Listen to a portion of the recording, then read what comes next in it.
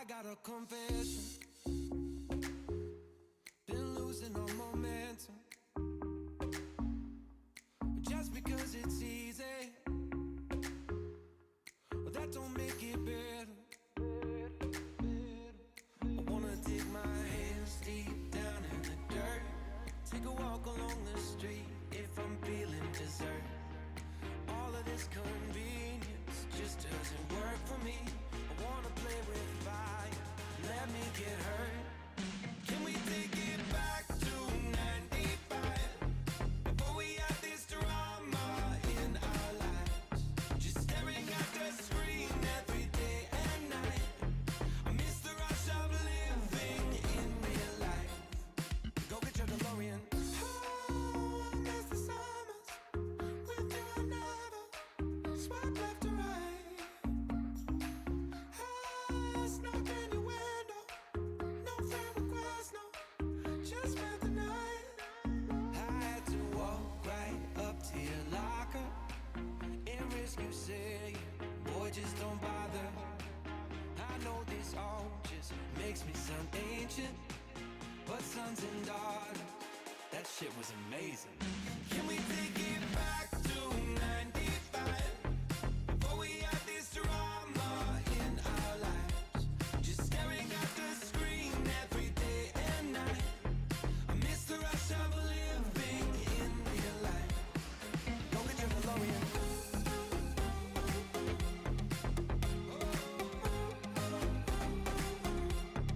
Go get your DeLorean.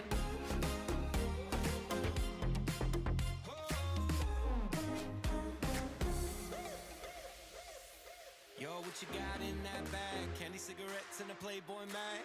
Many used to have to work for that. Wait for me, gotta dial up. Can't call my landline cause it's all tied up. Just bike over then. Oh, oh, oh.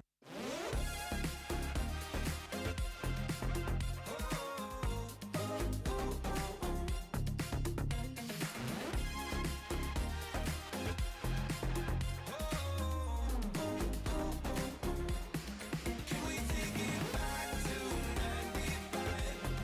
Before we had this drama in our lives, just staring at the screen every day and night.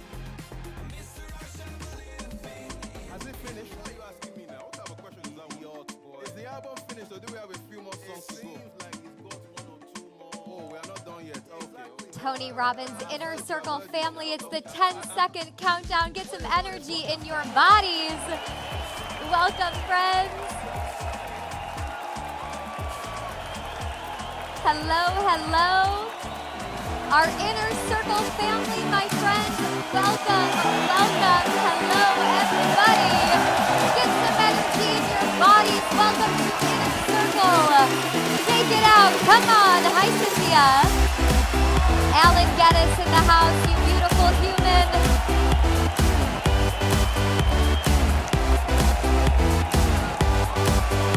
Oh, I love you guys. Welcome, welcome. Hello, hello. Inner Circle family, I am just so excited and just thrilled to welcome you guys here to the third and final Tony Robbins Live of 2022. I got one question. How you feeling about that? You're just going to be in Tony Robbins' living room, casually, trading with the best in the world? I want to just acknowledge you guys. You know, we have over 15,000 Inner Circle members from all over the place. Give yourselves a round of applause. We love you guys. So, I took a couple notes. We've got people from the UK, Finland, Tennessee, Ireland, Mexico. I saw you in the chat box. And I know Tony's watching, so let him know where you're tuning in from. Let him know it's 10 p.m. in Greece, and you've got your booty on a training, because that's how committed you are to the next level of your life.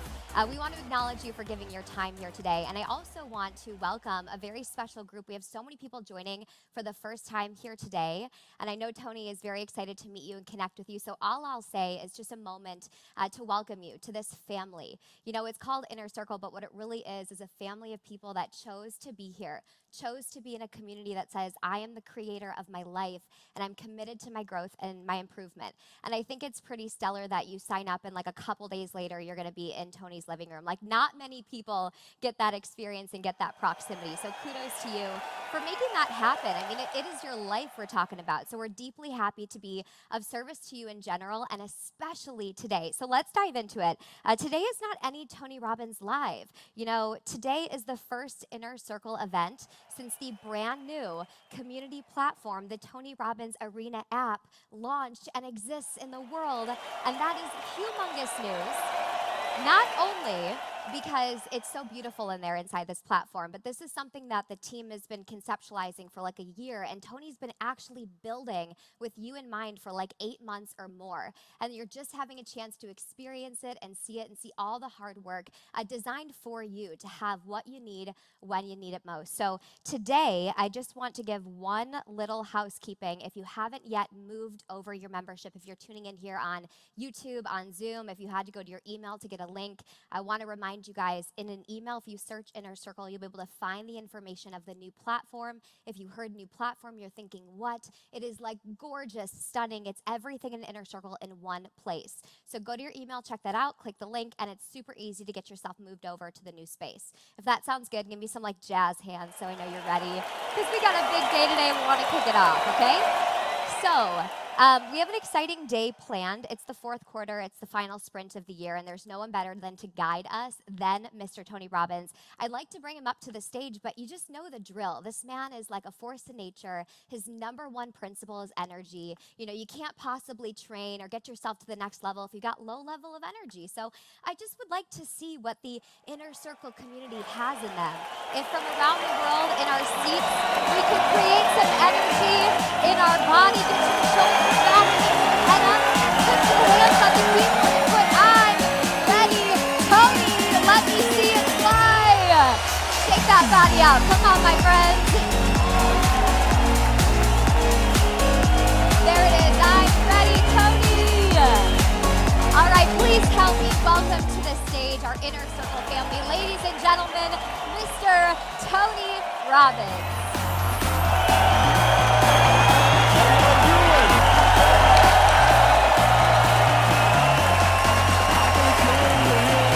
See you all.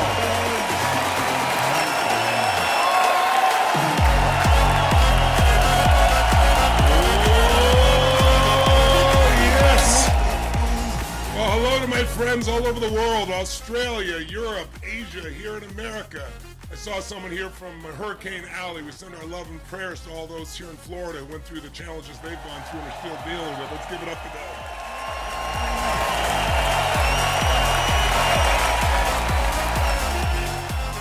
So today we're going to focus, it's the last quarter of the year, and because there's so much uncertainty in the world. And uncertainty does unique things to people, doesn't it? It makes them stressed, makes them angry sometimes, makes them sad. We all deal with uncertainty in different ways, but it's an emotion that goes against a fundamental need that so many people are focused on, which is certainty. Most people want to be certain they can be comfortable, certain they don't have to be surprised by something, certain they can avoid pain. And of course, suffering, that's something you can't avoid. You can decide whether you're going to suffer or not, but pain often is part of life. There are different seasons, there's different situations, but the uncertainty about it makes people a little crazy. But what's so ironic is if you're totally certain about everything every moment, it feels really good for a while, and then you're bored out of your mind because you know what's going to happen, when it's going to happen, how it's going to happen. If that happens in a relationship, the relationship gets really old. If that happens in your career, the career gets really old. So ironically, so many people want certainty, but you need uncertainty also to feel alive, right? All passion is found in the realm of uncertainty. And so I want to share with you today how to take uncertainty inside yourself and convert it into certainty, because that's what a leader does. Whether you're a leader, meaning you're a parent and you want to make sure you can help your child, or whether you're a business person, or whether you're somebody who works in the community or a nonprofit, your capacity to lead does not mean other people got to follow you. But people will wake up to you if they know you're trying to serve something more than yourself, and if there's a certainty behind it. If you go to somebody and go, oh, hell's breaking loose, so what should we do? And you go to the leader and they go, I don't know, what do you think? You know, it's like, you got a challenge. You need somebody who can break through the group and go, I'll handle it, boom. And so that capacity, we all feel uncertain at times. We all feel fearful or frustrated or pissed off. And right now we have so many dynamics going on in the world. I mean, if you sit around and just watch the news, you know, you probably feel pretty pissed off or frustrated or sad or depressed or just fearful, because every day there's something new, because as we all know, the media is good people, but it's still a business. And so the business of the media is not to educate you. It's not to inform you. It's to startle you. And the reason they got to startle you is that's how they get your attention. And they get paid when they get your attention. That's why there's so much clickbait out there, where the title says one thing, you read the article, and it's just not true, right? It has, you know, one line of it that they try to magnify inside the situation, because the minute you click on it, they get paid. The minute they get your attention. You know, you've heard me probably say before, you know, people still say sometimes we're in an information society, and that's total BS. The information society died a long time ago. Why? Because we're drowning in information. We're starving for wisdom, and you're not going to find it in the media. So what the media does is they know if it bleeds, it leads. And so they're just doing their job, whatever gets your eyeballs. And the human brain is wired to pay attention to things that put you in survival. It makes you, you know, we have a brain, all of us, that's, you know, the same as it was about 2 million years ago. It hasn't evolved that much. And so if you get in that survival mode, that part of your brain that's still there, that used to protect you from a saber-toothed tiger, so that when you noticed it, you fought it, or you ran, or you freeze and hoped it wouldn't see you. Well, those same three patterns happen now, and you don't have to worry about a saber-toothed tiger, but now you wonder what people wrote about you in social media, or whether you have enough money. And again, most people have enough money to eat to survive. If you live in a modern country, you may not have a great life, but it's not something where you're not going to be able to survive. Now, there are lots of people around the world that won't be able to survive. That's a whole different game. So how do we bring that certainty back to ourselves so we can lead our family, lead ourselves, enjoy our lives without being fake and phony either, like not pretending there aren't challenges? And we got massive inflation. We've got crime out of control here in the United States, at least, in many other countries, but especially in the US. You've got a situation between Ukraine and Russia and America and Europe that, you know, gets the news talking about World War III every other day, and you wonder why people might be a little stressed. So I want to give you some tools today that I think can help you navigate that. It seems like the best thing to do as you come into the end of the year, so you can regain that certainty and design what you want to do for next year. A lot of people are just focusing on hanging on. But if you focus on hanging on, that's all you're going to do. If you focus on surviving, that's all you're going to do. But, you know, everyone can thrive. And in the most difficult times, history shows us we get stronger.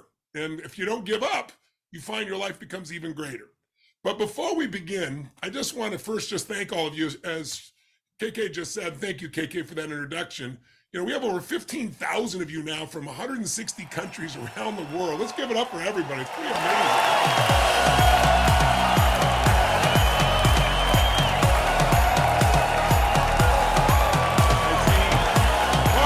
Germany, Montreal, right? Oregon, all over. So I want to thank you, because I just want to thank you for letting me come into your living room here. I really love this. You know, we can sit down together. I love an event. There's nothing like an event, obviously, when you got 10, 15,000 people and you're just rocking. And when we're doing them from my studio, and we're even doing them digitally, it's amazing.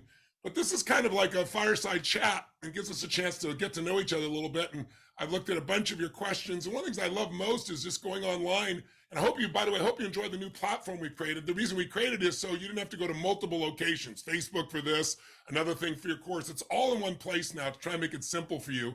The coaching will be done there. All my products are that you now own are there. All these events are there. Everything's in one place. But one of the things that I'm most touched by is seeing how you support each other, and also just reading the stories of your growth. I don't chime in, because if I do, I get annihilated with questions and I can't, you know, just see what's really going on. I'm stuck with one or two. But it's been really beautiful. I want to thank you for your support of one another, because I built this to be a community of people, so no one's left behind. This is within a price point. Anybody can do it, even if you're not going to an event. And if you even do an event, it's this beautiful thing to reinforce in between them. So I really want to thank you for all that's going on. And I usually start out by just acknowledging three people that I've kind of followed or noticed along the way, and I want to do that today. So the first one is a lady who was going through a tough relationship issue. She was in a relationship with a man, sounds like, that was not really serious about a relationship, and she felt like she kind of got dumped out of that. She became a freelance designer, but she joined Inner Circle. She's been to UPW. She's learned RPM, for those familiar with that, as that product. And she built this new life for herself, basically. And she's done an unbelievable job. She's in real estate in Canada, and she's doubled what she's made previously just in the last year. And she's on track now to double it again. She's close to making $120,000 a year, which is 3 times as much. Most importantly, she's dating an amazing man. Give it up to Sharon Mendelui.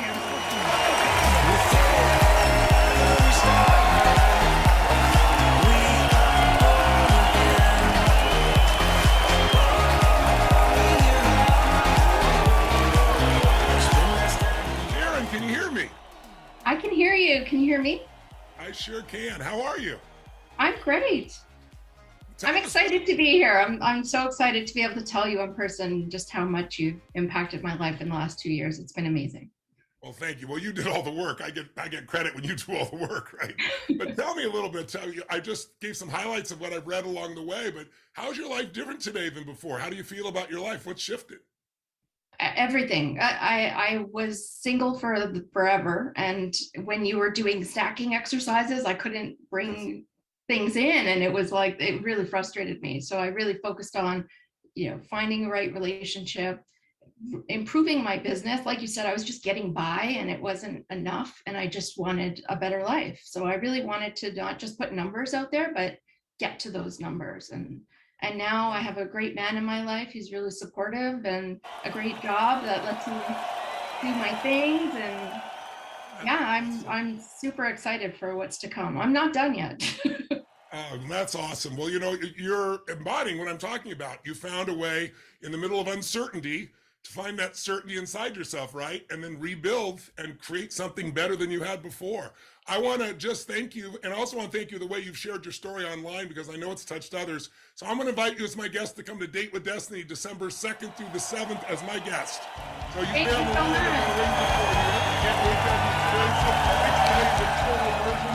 Give it up for her, ladies and gentlemen. Give it up for Sharon. Thank you.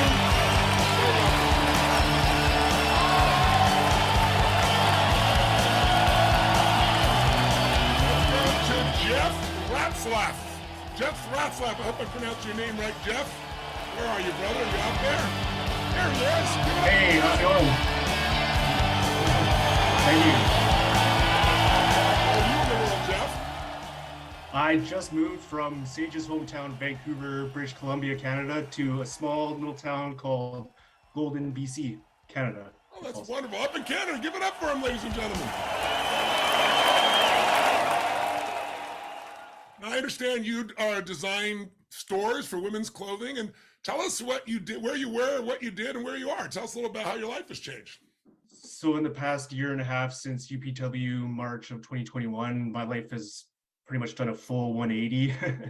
So after UPW, me and my wife just set what our dream life would look like and where we would live. So we started designing and building a house. And in the meantime, I was been pushing for 6 years at my company for moving them from a 2D software designing stores to a 3D software designing stores, and that wasn't getting through. So we ended up focusing the whole implementation of this new software on helping people and training people at my work, which got the ball rolling. And now in the past year, I've changed my whole role that I've been working on achieving from just an architectural technologist to a BIM manager. So it's been a huge flip in work and in life with the house and everything at the same time. I understand you grew your income from about 105 to 135. Is that right? That's right. Yeah, I just got that promotion about a month ago. Give them a hand for that, ladies and gentlemen. And are you still building your home, or have you moved into it yet? Yeah, we just moved in and got occupancy a month ago, and it has an Airbnb suite in the back, and we also built the suite in the basement for my mother-in-law. It's nice. It's really good. Yeah. Well, that's beautiful. I did the same for my parents, my wife's parents as well, because if they ever want to be here or be close, or if they ever need to be, we're going to make sure they're taken care of. That's really beautiful. I'm going to give you 6 months of the coaching just for being so amazing as an example, Jeff. Oh, yeah. So stay on the line. We'll get you a coach. We're going to take you care of you.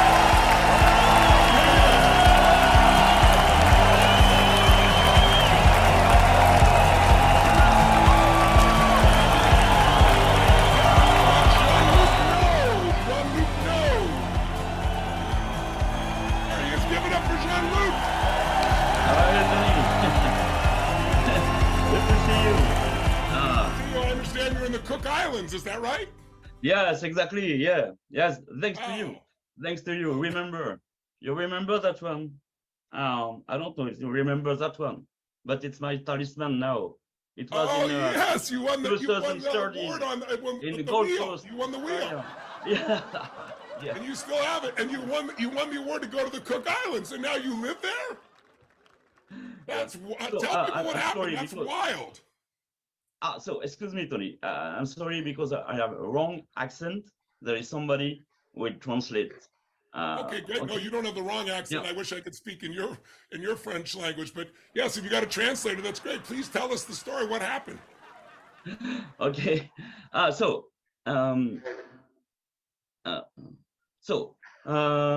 will speak now in French. Okay. Yes. Yeah. Yes. Okay. Donc déjà une immense gratitude pour tout ce que tu m'as donné depuis 30 ans en fait que je te connais. Tu peux traduire, Eva? Okay. It has been 30 years that he has known you, and he has an immense gratitude for you, for everything you have done for him. Wow. Yes. So my first book I read. Sorry, I speak in French. Donc j'ai lu mon premier livre de Tony, c'était en 1993. So the first book he read from you was from 1993. Et je me rappelle en 1994 d'un tout petit livre qui s'appelait De la part d'un ami.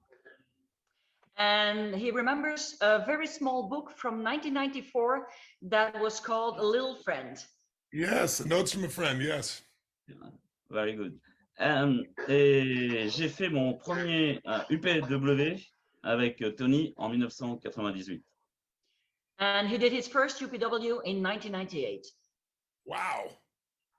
Yeah, in Milano, Italy. Milano, Remember? yes, I remember. Yes, yeah. Après ça, j'ai commencé à appliquer les principes de Tony. After that, he started to apply everything he learned from you. Et j'ai commencé à réussir dans ma vie. Pardon? Et j'ai commencé à avoir du succès dans mes affaires. And thanks for applying what he learned from you, his business has grown and grown over time. Mais très vite, les auto-sabotages m'ont rattrapé. But very soon, he started to sabotage himself. Et grisé en fait par le succès que j'avais, And because of the success that he was having, j'ai oublié les principes de base. he forgot to apply the basic principles. Et j'ai commencé à faire n'importe quoi, à manger n'importe quoi, à faire la fête, etc. And he started doing everything what was wrong. He was starting to eat too much. He was starting to party too much. Everything he shouldn't be doing. Donc l'univers m'a très vite rattrapé. So life catched him back. Et ça a été le premier choc, puisqu'en quelques mois, j'ai perdu tout ce que j'avais mis des années à construire. And sadly, within a few months, he lost everything, really everything he had built up. It all went away. Wow. Donc faillite, divorce, la vente de tous les biens, etc.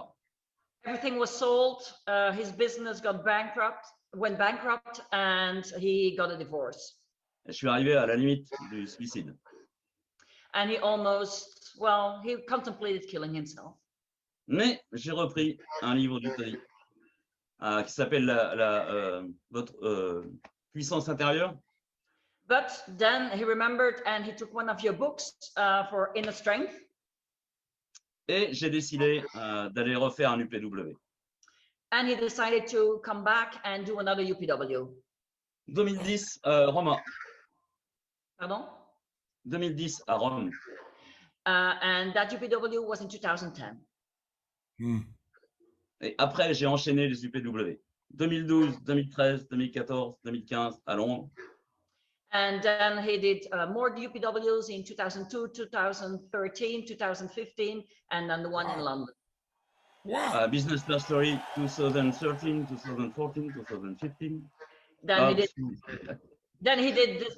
Then he did Business Mastery in 2013, 2014, and 2015. Mais ce qui a définitivement changé complètement ma vie, c'est Date with Destiny 2013 à Gold Coast en Australie. But what changed his life was going to Date with Destiny in 2013 at the Gold Coast in Australia. Tony, tu as changé ma vie avec une balle de ping-pong. Tony, you changed my life with just a little ball of ping pong. Voilà pourquoi. Parce que lorsqu'on s'inscrit à Date with Destiny, on fait donc noter le nom et le numéro du team sur une balle de ping-pong. Et cette balle de ping-pong, je t'explique, hein, que là, tu vas pouvoir traduire. Et cette balle de ping-pong, tu vises pour la mettre dans une urne. Et chaque matin, Tony va venir sur scène, il va tourner l'urne, il va prendre au hasard une balle de ping-pong et appeler la personne qui va venir donc sur scène pour tourner la roue de la fortune. Vas-y. And so Jean-Luc explained that when he was there, he received that little ball of ping pong on which you had to put your number and the number of the team. It would go in a big round thing, and Tony, every morning when you came on stage, you would turn it and you would take one of the ping pong balls out, and that's how it got all going. Et dès le premier jour, j'ai mis le focus pour déjà lancer la balle de ping-pong dans l'urne, mais après, j'ai mis le focus en permanence, en visualisant en permanence que Tony allait prendre cette balle de ping-pong. So from day one, I have been focused at that time to put the ball in that urn. And since then, I've also, every day, I've been fixating myself on seeing Tony in my head, taking my ball out. Le premier matin, Tony arrive sur scène, il prend une balle de ping-pong, il dit « Team 11 ». Donc j'ai cru que c'était « ça y est, c'est bon, c'est moi ». Et non, c'était un Chinois de mon team. Donc j'ai redoublé de visualisation et de focus. So on day one, Tony came on scene, he says, and he took one ball and he says, "It's Team 11." And he said, "I thought it was me, but it wasn't." So at that moment, I changed, I doubled my focus. Yeah. Et 50 fois par jour, je visualisais que Tony allait prendre cette balle. J'avais l'absolue certitude. 50 times a day, I would concentrate and focus myself on Tony getting my ball. Le deuxième jour, non, c'était un autre team. Second day, again, it was another team. It Mais wasn't... le troisième jour, le troisième matin, j'avais laissé la porte de la porte-fenêtre qui donne sur le balcon de ma chambre ouverte. But on the third morning, at my hotel room, I left the windows open. Et lorsque je suis remonté dans ma chambre pour prendre mes affaires, il y avait 2 colombes blanches qui étaient rentrées dans la chambre. But when I went up to my room in that day, there were 2 white doves sitting at my window. Et là, je me suis dit, c'est pour moi. C'est sûr, c'est un signe de l'univers. And at that moment, I was sure that now it would have been my time to be on stage with Tony. On continue. Visualisation, focus. Et lorsque Tony vient sur scène le troisième matin, il annonce Team 11. And on the third morning, Tony comes on stage, gets the ball, and he says it's Team 11. Mais avec l'accent de Tony, j'ai cru, quand il a dit mon nom, que c'était encore un Chinois. When Tony took the ball and said the name with Tony's accent, I thought, oh my God, it's another Chinese one. Et quelqu'un qui était avec moi, parce que j'avais amené des Français avec moi donc à Date with Destiny Gold Coast, quelqu'un qui était avec moi dans le groupe en français a compris que c'était moi. Il m'a dit Jean-Luc, c'est toi, va vite. But I had brought some friends with me to Date with Destiny, and one of my friends came to me and said, hey, it was your name, it's you. Yes. Donc je suis allé comme un fou sur la scène. So I ran up to Tony. Mon objectif était atteint. J'étais sur scène avec Tony. And he was on stage with Tony. Et bravo au staff de Tony. C'est impressionnant. Lorsque Tony m'a demandé d'où je venais et que j'ai dit France, dans la seconde qui a suivi, impressionnant, dans la seconde qui a suivi, ils ont mis une chanson française que je connaissais. Et donc, comme j'avais le micro dans les mains, j'ai chanté devant Tony et applaudi par Tony. And so I want to say a big thank you to Tony's team, because when I came on stage with Tony and I said I was from France, within the second, they played a French song. And as I had my microphone in my hands, I started to sing. This story is amazing. Tell him just to be respect. I love this story, but tell him we got to wrap it up here, or he's going to take the full time here. So okay, no. You won, right? So, you obviously won. Quand j'ai tourné, ce que je veux dire, j'ai tourné donc à la roue de la fortune, et c'est arrivé sur Vanuatu. Et lorsque je suis allé chercher mon voucher pour Vanuatu, le staff m'a dit c'est pour Cook Island. So when he went to get his voucher, they told him it was to go to Cook Island. Yeah. Where is it? Tu dois terminer, ça prend trop de temps, Tony a dit. Ah non, ok, donc j'y vais, je continue. Ok, donc, et Cook Island. So, je suis venu en vacances à Cook Island l'année suivante. Ok. Et là, j'ai rencontré des gens importants qui m'ont rappelé un an après pour devenir consultant pour le gouvernement pour faire un plan anti-obésité. So he went to Cook Island, and a year later, he was contacted by somebody from the island asking him to come back and to work for the government over there. So, j'ai tout plié en 2 semaines en Europe.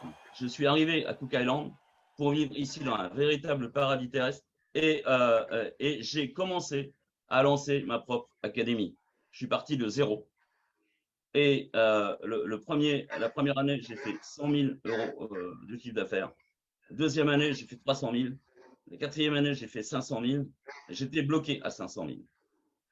Et là, pendant une méditation, je me suis demandé… On va vraiment commencer à terminer. On n'a plus le temps. Ok, on va terminer. Donc, si tu peux traduire, parce que une méditation, donc j'ai demandé ce qu'il fallait et en fait, on m'a dit un coach. J'ai pensé à Tony tout de suite, mais je me suis dit, c'est pas possible à $1 million. Et 2 jours après, j'ai eu la proposition pour joindre Inner Circle. Et là, j'ai Tony avec moi tous les jours pendant un quart d'heure avec les audios. Tu peux traduire, s'il te plaît? Merci. So, before you begin, can we have a hand for our translator to be able to remember all that?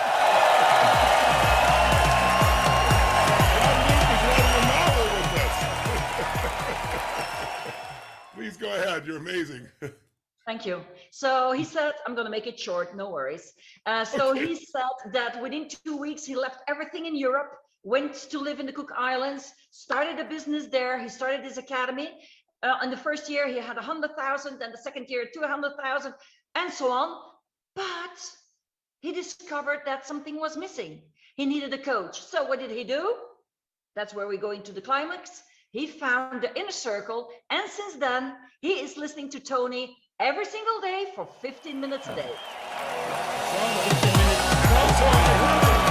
And now I scale my business from 500 to 1 million, and now 1.3 million. Yeah. So he has built up his business from 500,000 to 1 million, and he's going now to 1.3 million. Give him a hand, ladies and gentlemen. Thank you. Thank you for everything to me.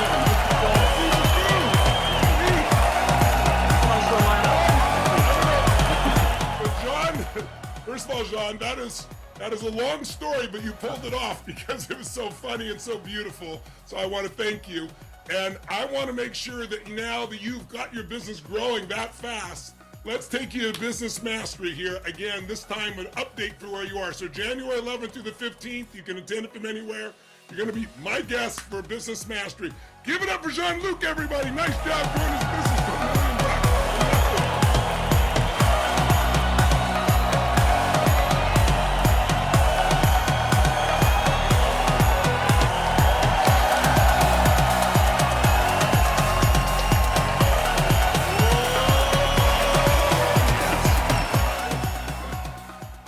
Look, thank you for that. You made me smile from ear to ear. No one worry, I'm still going to give you full content here on time, so don't worry if John gave us a whole novel.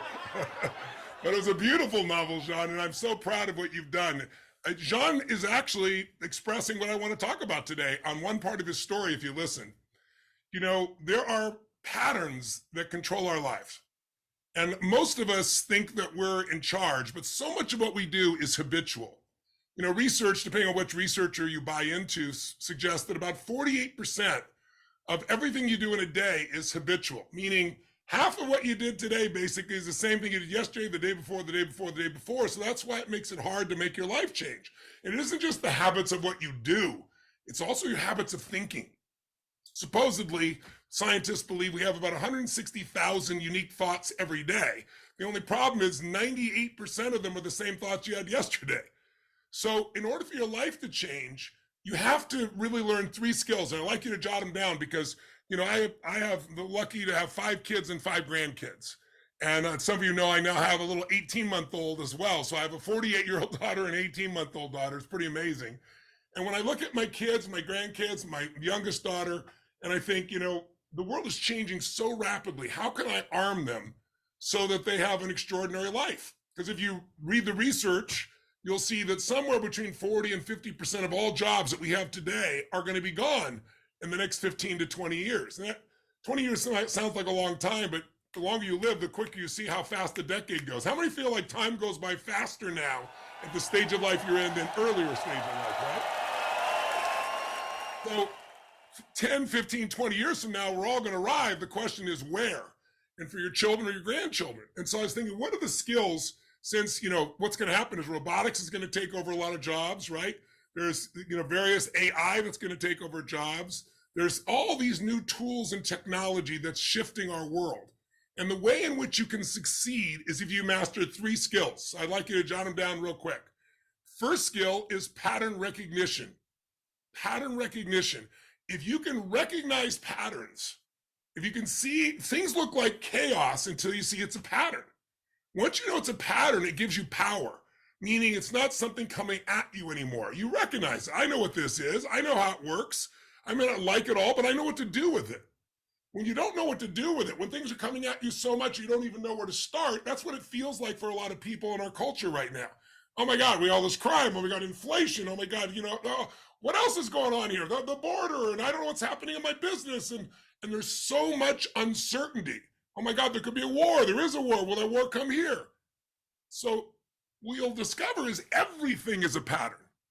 Like, for example, there are patterns inside you that will make you angry. They'll make you sad. They'll make you overwhelmed. They'll make you stressed out. And there are patterns available inside you, if you learn how to use them, that'll make you grateful, excited, passionate, driven. So oftentimes we look at ourselves and say, oh, this is how I am. No, what you're recognizing is the pattern you've been running for a long time, and you're thinking it's you. You're way more than your patterns. Your spirit, your soul, you're something much more than just old behaviors or old thoughts. But if you don't recognize patterns, it can feel a bit overwhelming. And the most successful people in the world have these 3 skills. First, they recognize patterns so it doesn't look like chaos anymore. But second, once you recognize a pattern, you got to learn how to use it. Pattern utilization is the second skill. If you can figure out how to use the patterns that you see, then you become powerful in anything you do. And if you think about it, if you know of anyone that is masterful at anything, they're a great financial trader. What makes them a great financial trader is they recognize patterns. Patterns in purchases, patterns in declines, patterns in businesses, patterns in the economy. But they know how to use it to profit, right? They recognize the pattern so it's not chaos, and they know what to do with the pattern. That's the power. When you're a little kid, there was a point you couldn't get out of your room until you recognize the pattern that in every room that you're in for the rest of your life, if you got in, there's a way out, and your brain knows there's something like a door or a window, and it's going to either have something that you turn one way or the other, or push or pull or lift or drop. There's only a couple of choices, and you get out. That's why you can get out of any room. As we develop as children into adults, it's all about pattern recognition. And early on, we're great at that. I'm seeing this in my daughter right now. Sometimes later on, we stop recognizing and utilizing new patterns, and we just keep doing the ones we've learned. And some of the ones we learned were really ineffective. And we learned it from people, let's say somebody that we loved, maybe our parent, but our parent's pattern was to be worried all the time, and then you find yourself worrying. Or you try to do the opposite. They were so security driven. You want to be free every moment. And so very often people are not even living their own life. They're living the patterns they've either modeled or rejected from the people that they kind of grew up around or with. But there is a third skill. If you get good at pattern recognition and pattern utilization, that's what a great financial trader does. That's what a great businessman or woman does. That's what a great teacher does. If they can figure out patterns of how to get through to the students. Which ones really work? Which ones aren't? This student needs to see it visually. This student needs to hear it more. This student needs to do it. Those are different ways of learning. They're different patterns. But if you get good at the first two, you're eventually good at the third one, and that's pattern creation. And when you start to create patterns, you really start to be in charge of your life. So you're already in charge when you can recognize a pattern, and you're even more in charge when you can use it. But when you can create your own patterns, you're the one really running the show. And it doesn't matter what happens in the outside world. So if somebody's great, Michael Jackson was an unbelievable dancer, for example. He recognized certain patterns in his body, movements produced a certain level of emotion in people. He learned to use it. And then he learned to create patterns like his moonwalk that no one had ever done before, right? If you see someone who's a great golfer, they recognize patterns on the golf course. They know how to use it. And some of them know how to create patterns with that ball that no one else does. Some of the very best in the world at what they do. If you're a parent, you got to recognize patterns. Otherwise, it feels like chaos, right? And if your first child, how many of you have more than one child, by the way? How many have more than one? Make a little noise if you have more than one child. When you have your first child, you don't know these patterns yet. And so what happens is you tend to overreact. Oh my God, they got an earache. Oh my God, get them to the doctor, But about the time you get to your fourth child, they have an earache. You go, it's an earache. You don't love your child any less. You just know this is part of the pattern, right? And you don't ignore it. You know what to do, but you don't go in reaction anymore. The same thing happens in business, by the way. I have 110 companies today in all these different industries. We're doing $7 billion in business. Well, I started with one company and I was stressed all the time because I didn't recognize there's patterns in a business, how it grows, the challenges it seeks, and how to turn those around. And once I started knowing those, that's what I teach today. That's why I'm able to build all these companies and grow at this level and help other people do the same, like do business mastery and things of that nature. That's how Jean-Luc did. But Jean-Luc also had a pattern that is very common. It's a pattern of outrunning your vision, right? If you listen to his story, it was interesting to me. It's a common pattern. He worked really hard. He immersed himself. He didn't just go to a seminar or read a book. He immersed. That's how you get good at anything. Like, when I work with the greatest athletes in the world, you think they know how to make a free throw shot? You think they know how to do a layup? Well, then why do they do it? Somebody like Steph Curry, if you know basketball from the Warriors, I got to work with him again this year, the whole team, and they won the championship again. But you see Steph out there making 1,000 shots every day, 1,000. That's why he can shoot from almost half court and turn around. As soon as he releases the ball, he knows it's going in. And people are like, how does he do it? Because he's practiced 8 billion times. It's not that you know how to do something. It's that you understand that great achievers seek to repeat. Jot that down. If you want to be great at anything, you got to seek to repeat. Most people in the culture, they think, oh, I understand something, so I know it. I remember I went to Jim Rohn's seminar, my original teacher. I worked for him. So I went to, God only knows, 40, 45 seminars. I don't know what it was, but I remember somewhere around 30, 35, I had my clients around me and I'm sitting there taking notes on every word he said. And every seminar Jim did was absolutely identical. Word for word. He even practiced. He dropped the chalk in the same hand and turned at the same moment. He was a really a structured man, and he was brilliant, but it was all perfectly structured every time the same. And I'm sitting there taking notes like crazy. More than my clients were like, haven't you been here before? I was like, well, yes, I have, but repetition is the mother of mastery. Repetition is the mother of skill. And each time I'm doing this by writing it down and driving the grooves deeper. And you know what? I did that event after event after event. That's why Michael Jordan, in his off season would be up at 5 a.m., worked out 6 days a week, right? Making 1,000 shots a day also, same formula, 6,000 shots a week, 24,000 shots a month, right? Almost 300,000 shots he makes a year, but that's not counting being on the court. So when you see someone who's extraordinary, they seek to repeat.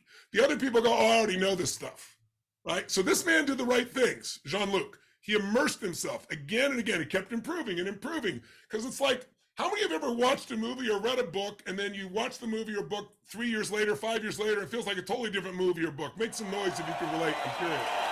Right? What's happened is you grow, so now you see more, you experience more. So he did this, and because he kept doing the right things, he kept growing and expanding until he got beyond his own identity. Where, in other words, think of it this way. I think I've shared this with some of you before. The best metaphor I can give you is I set the room in here and I set the temperature at, like, say, 68 degrees. And let's say the temperature is measuring, obviously, the temperature in the room, but I'm going to use that as a metaphor for your mind. And now the temperature your mind's measuring is your comfort zone, right? So 68 degrees is a metaphor for where you're comfortable, let's say, in heat. But it could also be 68 degrees is the metaphor for how comfortable you are with intimacy. Like, you might like a certain amount of love, you might want more, but you've never had it, so it's a little uncomfortable because you're not used to it. Or 68 degrees could be not where you're comfortable financially, not your goal. Your goal is 100, but you're at 68 because it's what you know, it's what you're comfortable with. Now, if you got a comfort zone for relationship or spirituality or money or business or success, or your body, the 68 degrees, it's not your dream body, it's what you're used to, it's your comfort zone. And your 68 degrees is what your mindset is unconsciously. And then things drop. 64, 62, 61, 60, 59, somewhere around 59 or 60. The computer in your head goes, whoa, whoa, whoa, what are you doing? You're a 68 degree, you can't be down here at 59. And what happens? Heaters kick on to drive you to get back to where you deserve to be. Who's ever had stuff get so bad in your body or in your relationship that finally your brain said, no more, not another day, not an hour, I'm changing this now, and you did it? Who's done this before? But there's another pattern most people are unaware of because most people don't get there. And Jean-Luc did. And that is, if you get yourself back to 68 and then you start doing better than you've ever done before. Now you're at 70, now you're at 75, now you're 80, now you're 82. Somewhere around 92, the brain goes, hey, what are you doing up here? You're not a 92 degreer, you're a 68 degreer. And then what happens? First, the heaters turn off, meaning you lose your drive. So now if you're in sales, you start buying shit instead of selling things, right? You start screwing around. You start doing Netflix and chill all the time. You do whatever you do as a distraction, right? And if that's not enough, you will literally start to sabotage to bring yourself right back down to where you think you need to be. So this is a pattern known as identity. I'm sure you've heard people talk about someone had an identity crisis. They turned 40 and they were male and they bought a red, Ferrari and they wanted a divorce and they went crazy, right? It's a typical generalization or exaggeration. But what identity crisis really means is someone is questioning their whole life, who they are, how they live, where they're going. And that, by the way, is a predictable pattern for men and women. You could be in something and it's completely different for every person. So I'll give you a metaphor. Let's say you decide what you want in your life, in your business, your career, your family, and you go for it and you grow. So somewhere I'm going to make up the number, 7 years. Some people it's 10, some people it's 4, some people it's 15. Somewhere around 7 years, as an example, people tend to question. God, I've been doing this forever. Is this really what I really want? Is this the relationship I want to be in? Is this how I want to live? Is this where I'm going to go? And that questioning, by the way, is not a bad thing if you learn to do it consciously, but most people don't. Most people get drunk or they get high or they get something and they start to think about these things and they get measured. But if you stay with it and you learn how to answer these questions, what we do with Esty with people, you discover, one of two things. Either I really want to change the direction of my life and you commit to that and you'll feel good again for another 7 or 8 or 10 years. And then you'll question again, or you'll go, no, this is a great life I've got. And you'll recommit and you'll have another 7 or 8 years of greatness. He went beyond his comfort zone. He went to 92 degrees and then he sabotaged and lost it all. And then he finally got tired of the pain. He re-immersed himself in the understandings of his own brain. Think of it this way, guys. If you understand what drives you and you learn how to drive this bus or this jet, then you don't have the world driving it. Right now, most people let the world drive it. They're out of control. He took back control, he rebuilt what he's done, and now he's doing better than ever. He went to his $500,000 to $1 million, going to $1.3 million in his business. He's doing what he wants, he's in a place he loves. And that's the fundamental story of how we improve. So just remember, You are not your patterns. There are patterns that will make you angry and sad and weirded out and stressed out. And there are patterns that will make you excited and driven and hungry and grateful. And all we got to do is figure out the difference in those patterns and then turn them into some basic habits. And that's what we do in events. But even here, I think I know I can give you some experiences that'll be there. But first, let's broaden just for a second, because I want you to get, when I say patterns, it might sound little to you. Patterns are everything. If you want to say what created the change in humanity, literally what took us from being people that were hunter-gatherers, were starving, trying to find food, constantly having to travel to find a new place where there might be food or there might be new animals, what changed us to building communities, cities, countries, was one distinction, one pattern recognition that changed humanity. And that was recognizing the pattern of seasons. Think about this.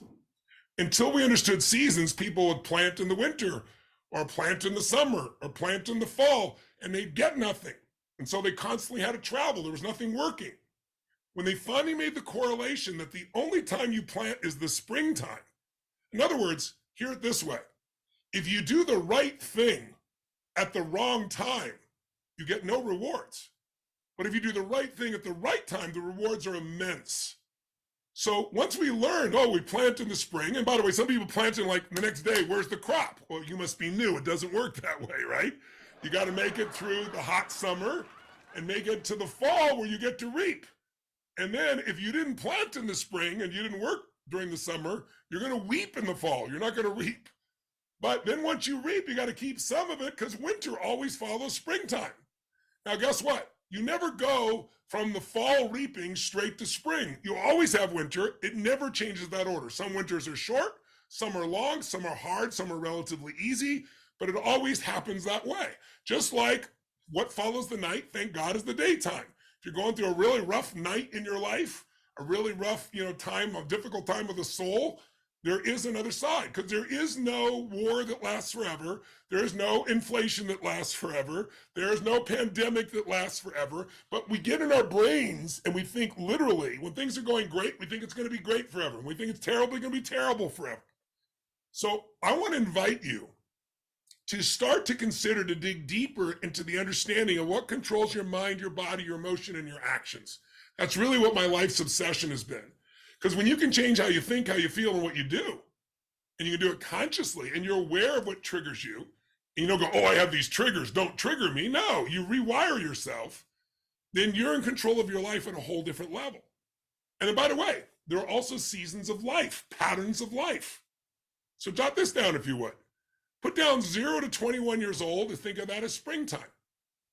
That's the stage of life. Everyone's different. But most people during that early stage of life, someone is looking out for you. Even if you don't think they looked out well enough, you wouldn't be here. You wouldn't have survived unless somebody looked out for you. And someone told you what was true, what to believe. But somewhere in the later parts of that stage, you get into a different mode. You start to decide, I'm going to test this. I've been told all these things, but I don't know if I agree with it. What if it's different than what I've been told? So you go from this springtime where growth is easy. You don't have to worry about growing. You don't have to worry about learning. If you're a baby, baby's learning at a level most humans will never remember again. The tempo is unbelievable. I'm re-experiencing again right now, watching my daughter every single day. It blows me away.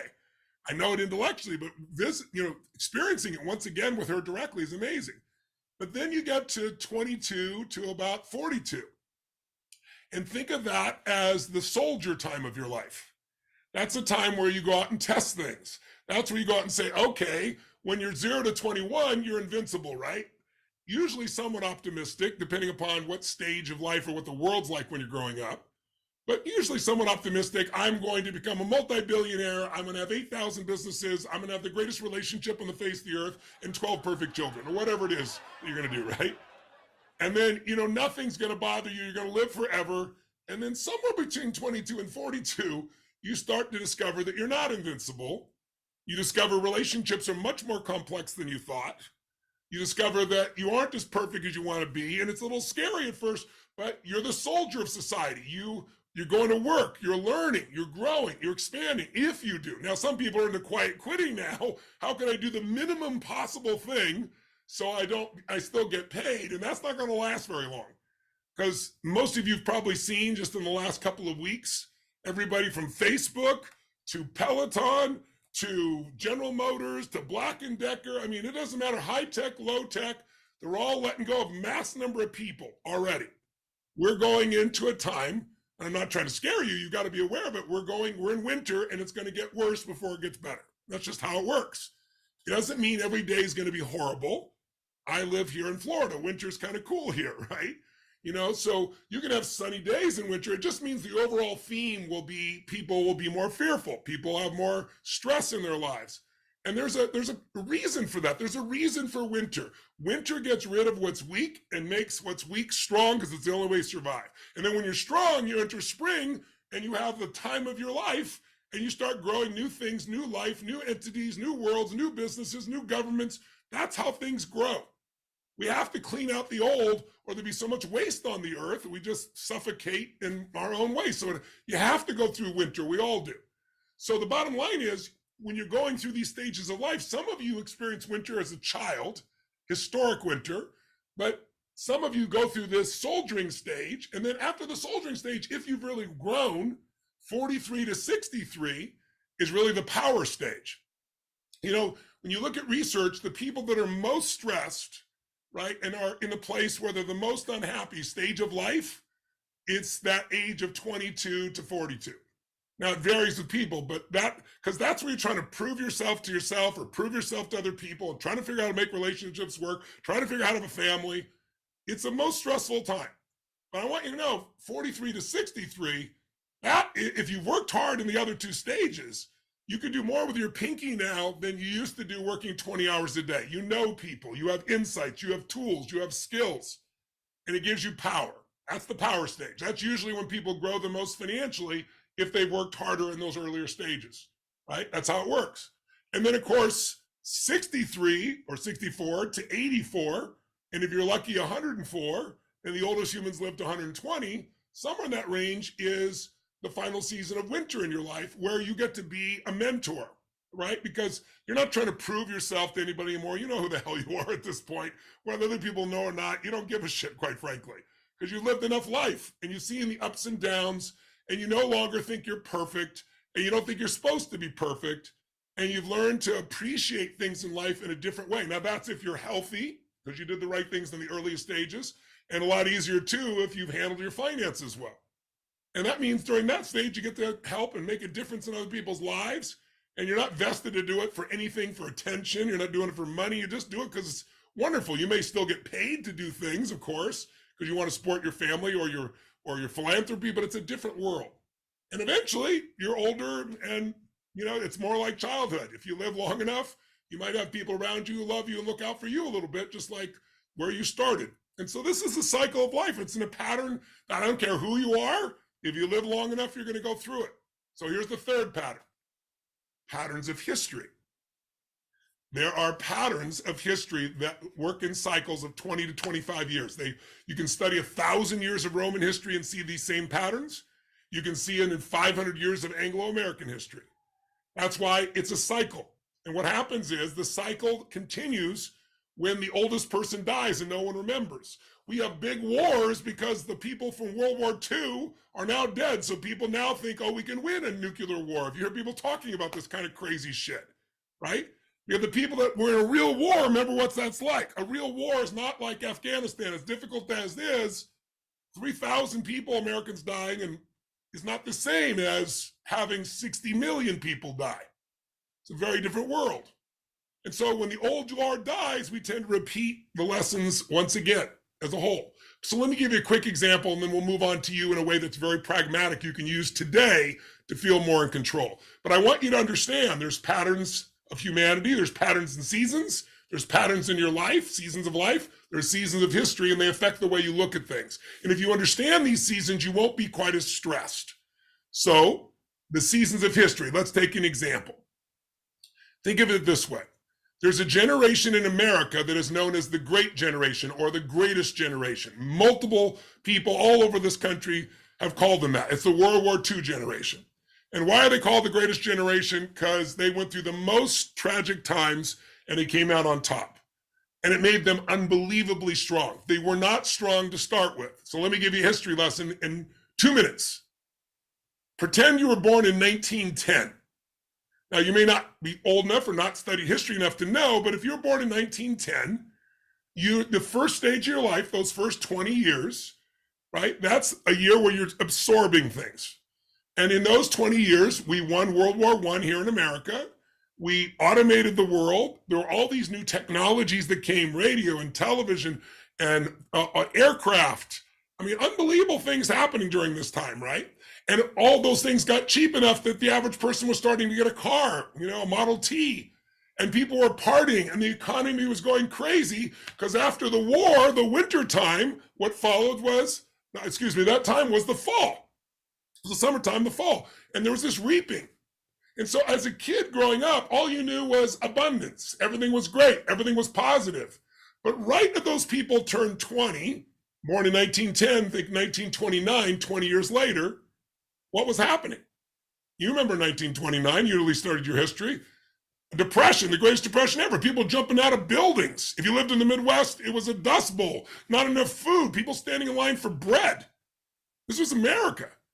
And these kids who thought they're going to get a brand new car, and by the way, they were called flappers. They were treated like millennials and Zs are treated today, right? Young millennials. Some of you old millennials are 40, so now you look differently.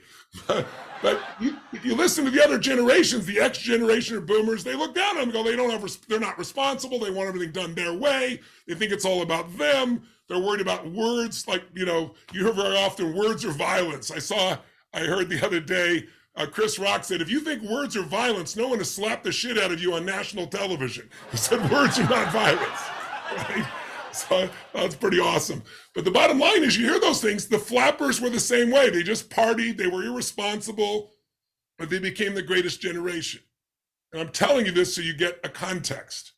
Because what happened? They survived the Depression for a decade, from the time they're 20 to 30, and guess what? In 1939, 10 years later from 1929, World War II breaks out. Hitler's blitzkrieging. He's taking down country after country. He's bombing London. It did not look like we were going to win. The stock market crashed. Everybody was freaked out. None of us on this call were old enough to remember that. So we don't remember it. But it happened. And it happens every 80 years like clockwork. So guess what happens? All of a sudden, these people now have to go to war to survive. And they volunteered and went to war. And 5 years, half a decade of war, they came back and they won. And they became the champions. They became the heroes. They became the great generation. And what followed the winter of war? Springtime. How many remember, even if you don't remember, what you've seen on television, the 1950s?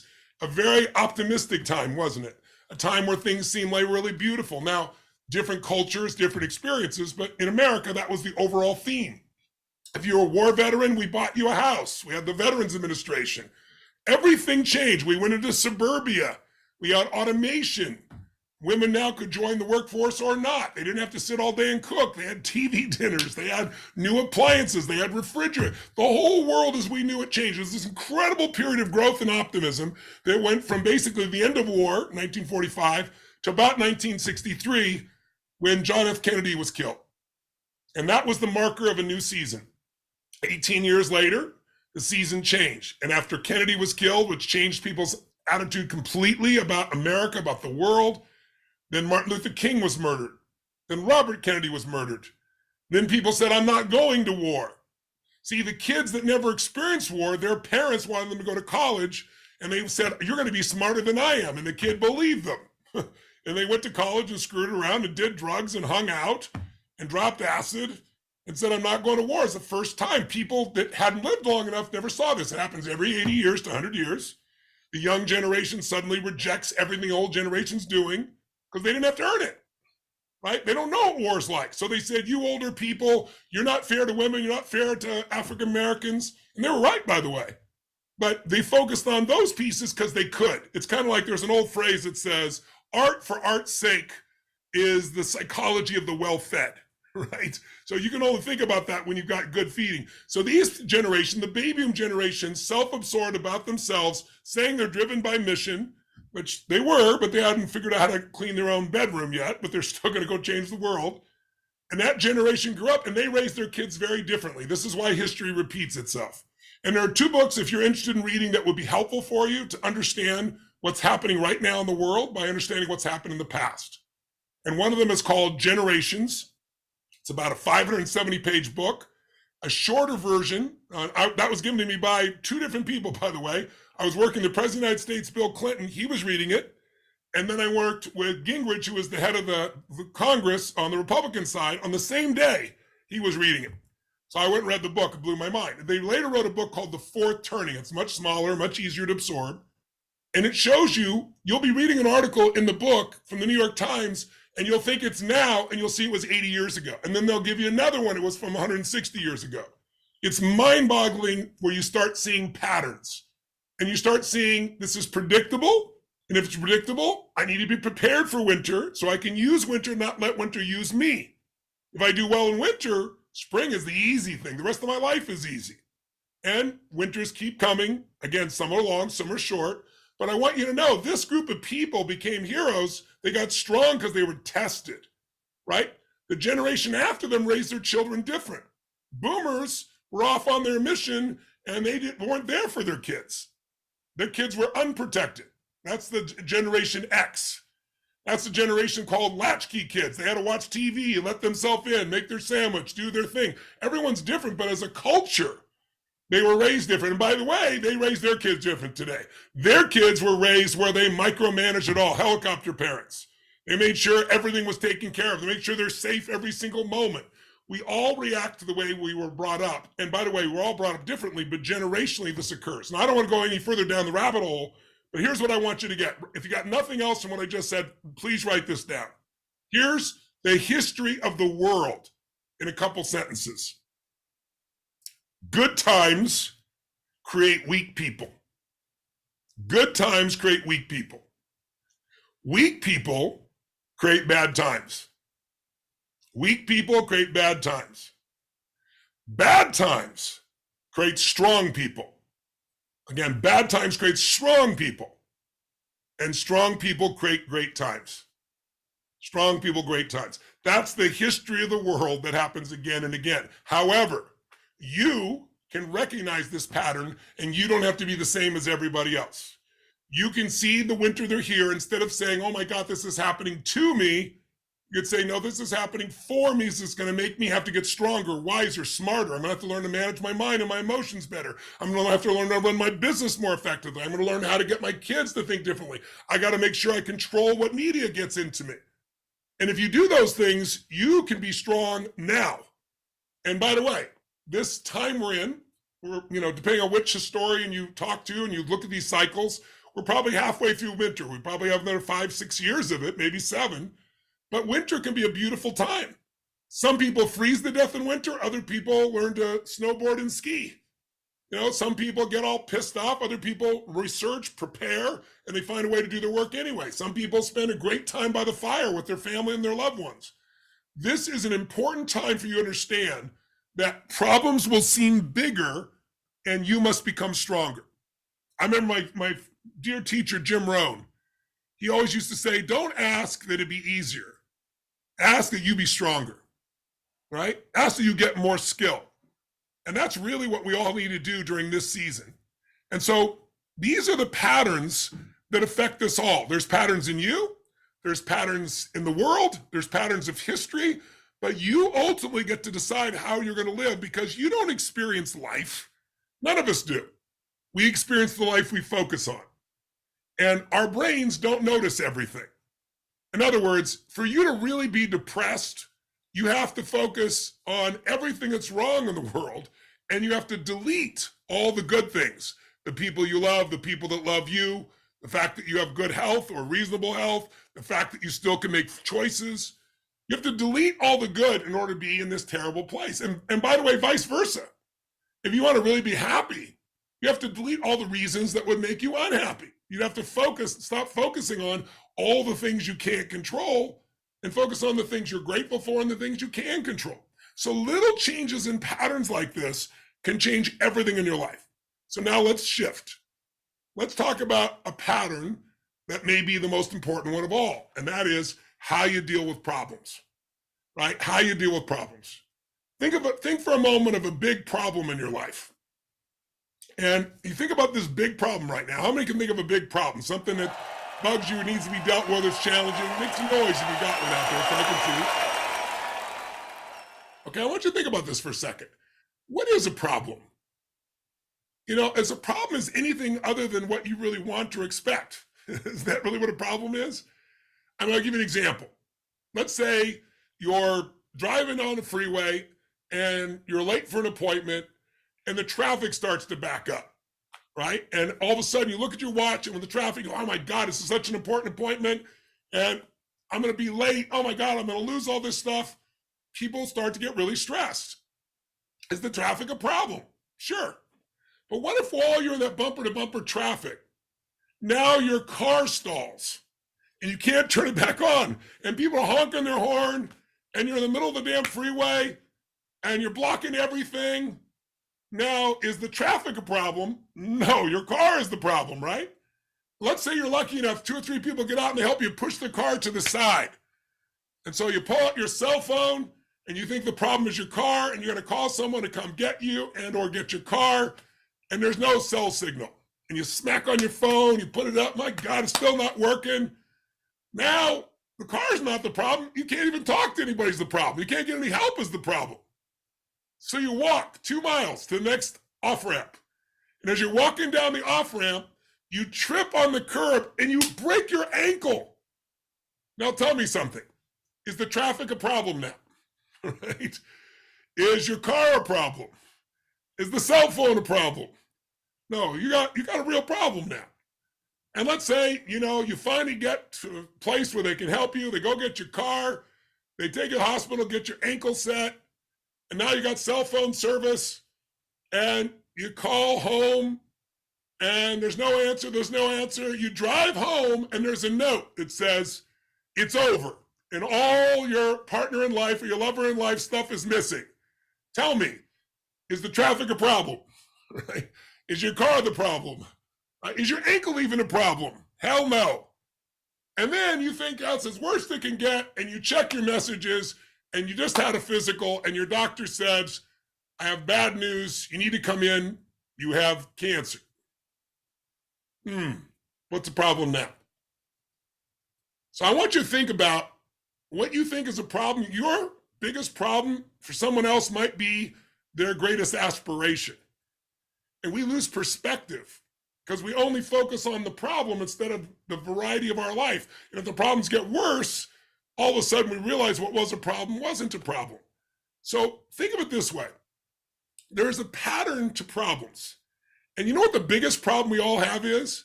I wrote this down about, 6 years ago. I wrote down the biggest problem we have is we think we're not supposed to have any, right? The biggest problem you have is you think you're not supposed to have any.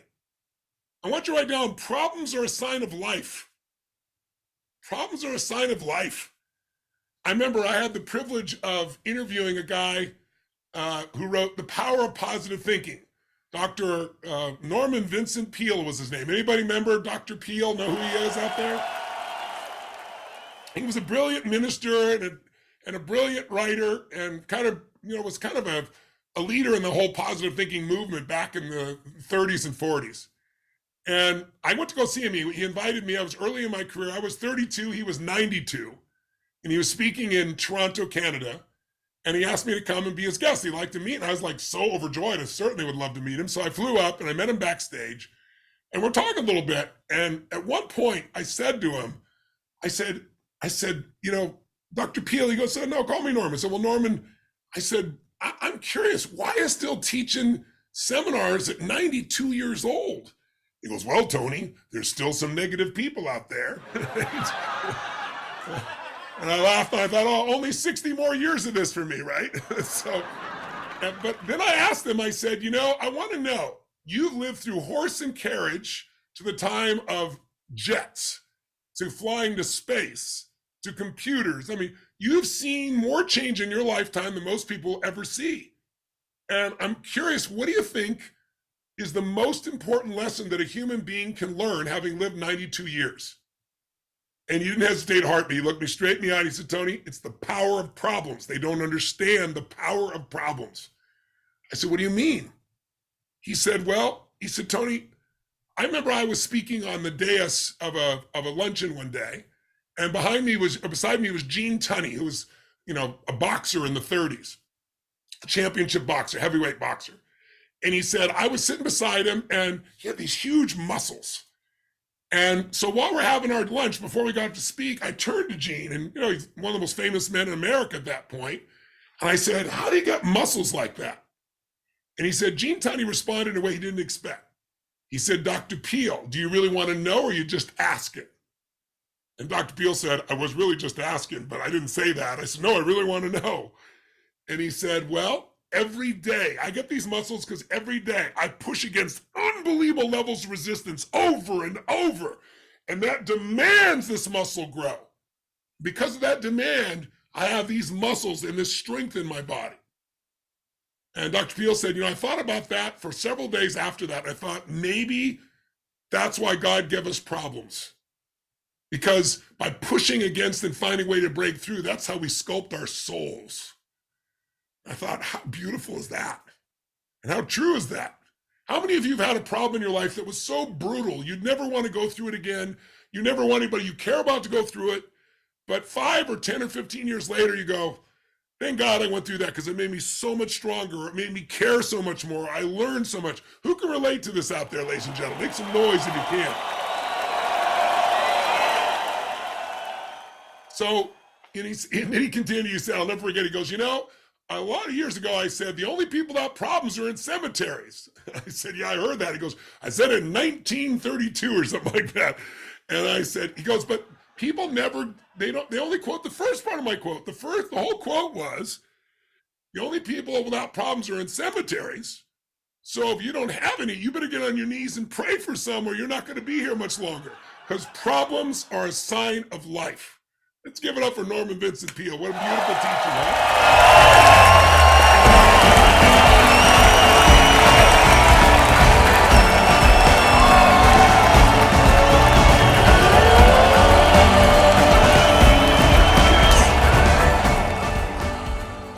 So there's even a pattern to problems. I call it the cycle of problems. Let's throw it up on the screen for you so you can follow with me, right?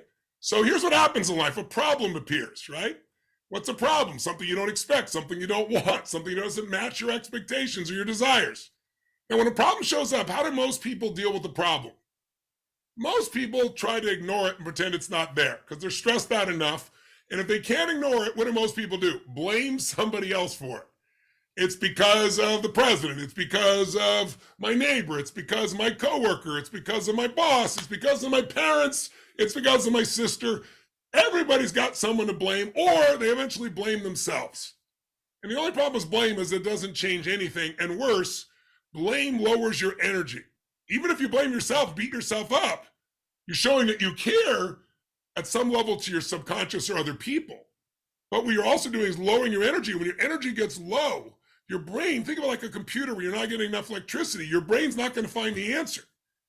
How many of you ever snapped at somebody and it had nothing to do with them? You felt bad afterwards. It was just you in a low energy or shitty energy state. Who knows what I'm talking about up there? Make some noise. Right?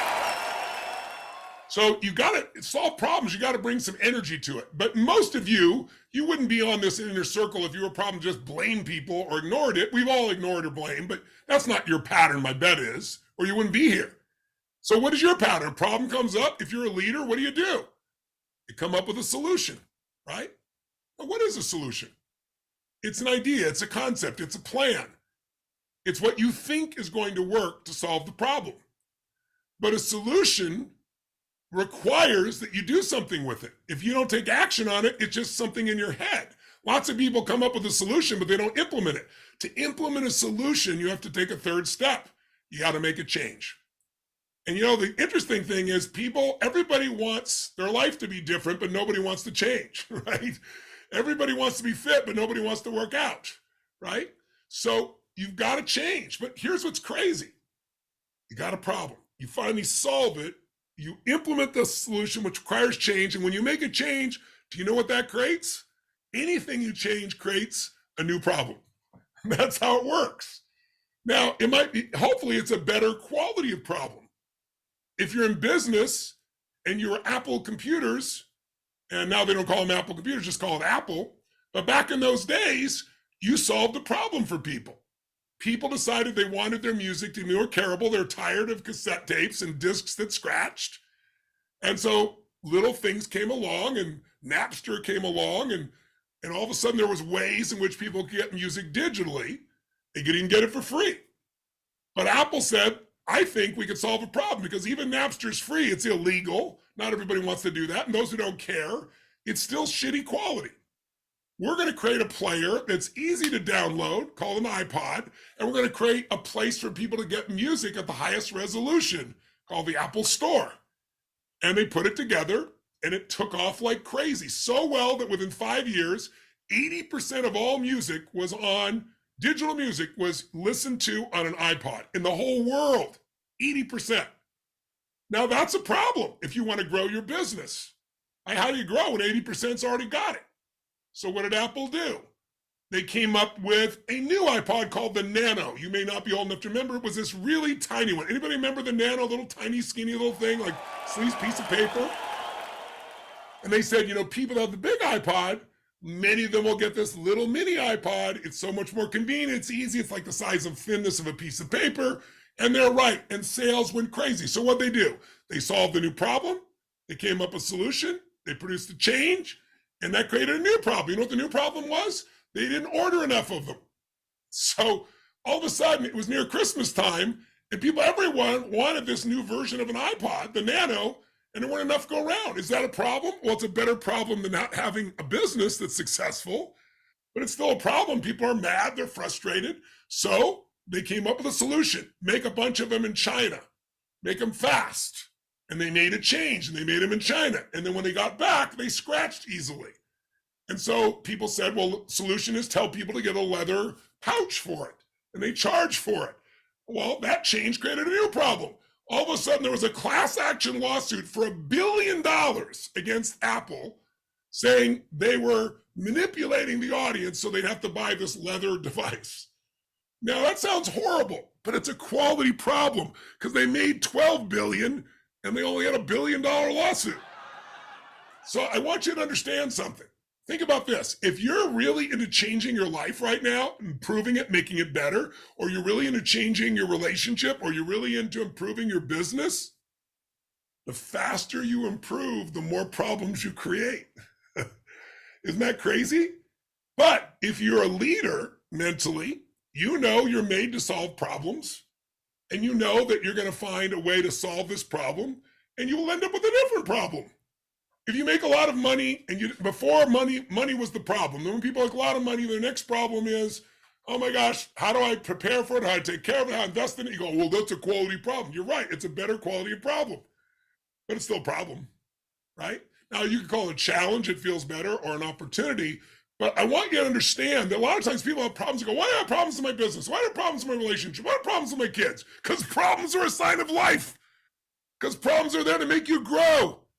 And at times like winter, it seems like more problems, because there are bigger problems. But the bigger problem, if you don't give in, will make you grow. And when you grow, you'll be stronger than ever. I started my business in 1977. I was 17 years old. And interest rates were 18%. If they're 18% today, people will be lynching the White House. I mean, they're at 6% today, and the whole market's falling apart. People are whining and saying, I can't buy a house, and it's so horrible. It's because they've been spoiled with 2.9% only a year ago, right? It's doubled since then. But it's way lower than it ever was before. I would have died for 6% back then. But in that time, we had stagflation, which, if you've heard that word, that's where we're going. Stagflation means prices are increasing in cost, and assets, the things you value, stocks, your home, etc., tend to go down in value. It feels very stressful, but it's not forever. It's probably longer than you want. You're going to have to get stronger and smarter. And if you do, you'll kick ass and you'll take names, and you'll have an extraordinary life, because you're going to build muscle that you wouldn't have without it. All right. So here's the last little message on this, and I'm going to do a couple Q&A. So, oh my God, I've gone way over time here. I went nuts, didn't I? Holy cow. Okay, well, how many are enjoying this? How many are getting some real value to this? I want to make sure I'm meeting your needs there, ladies. If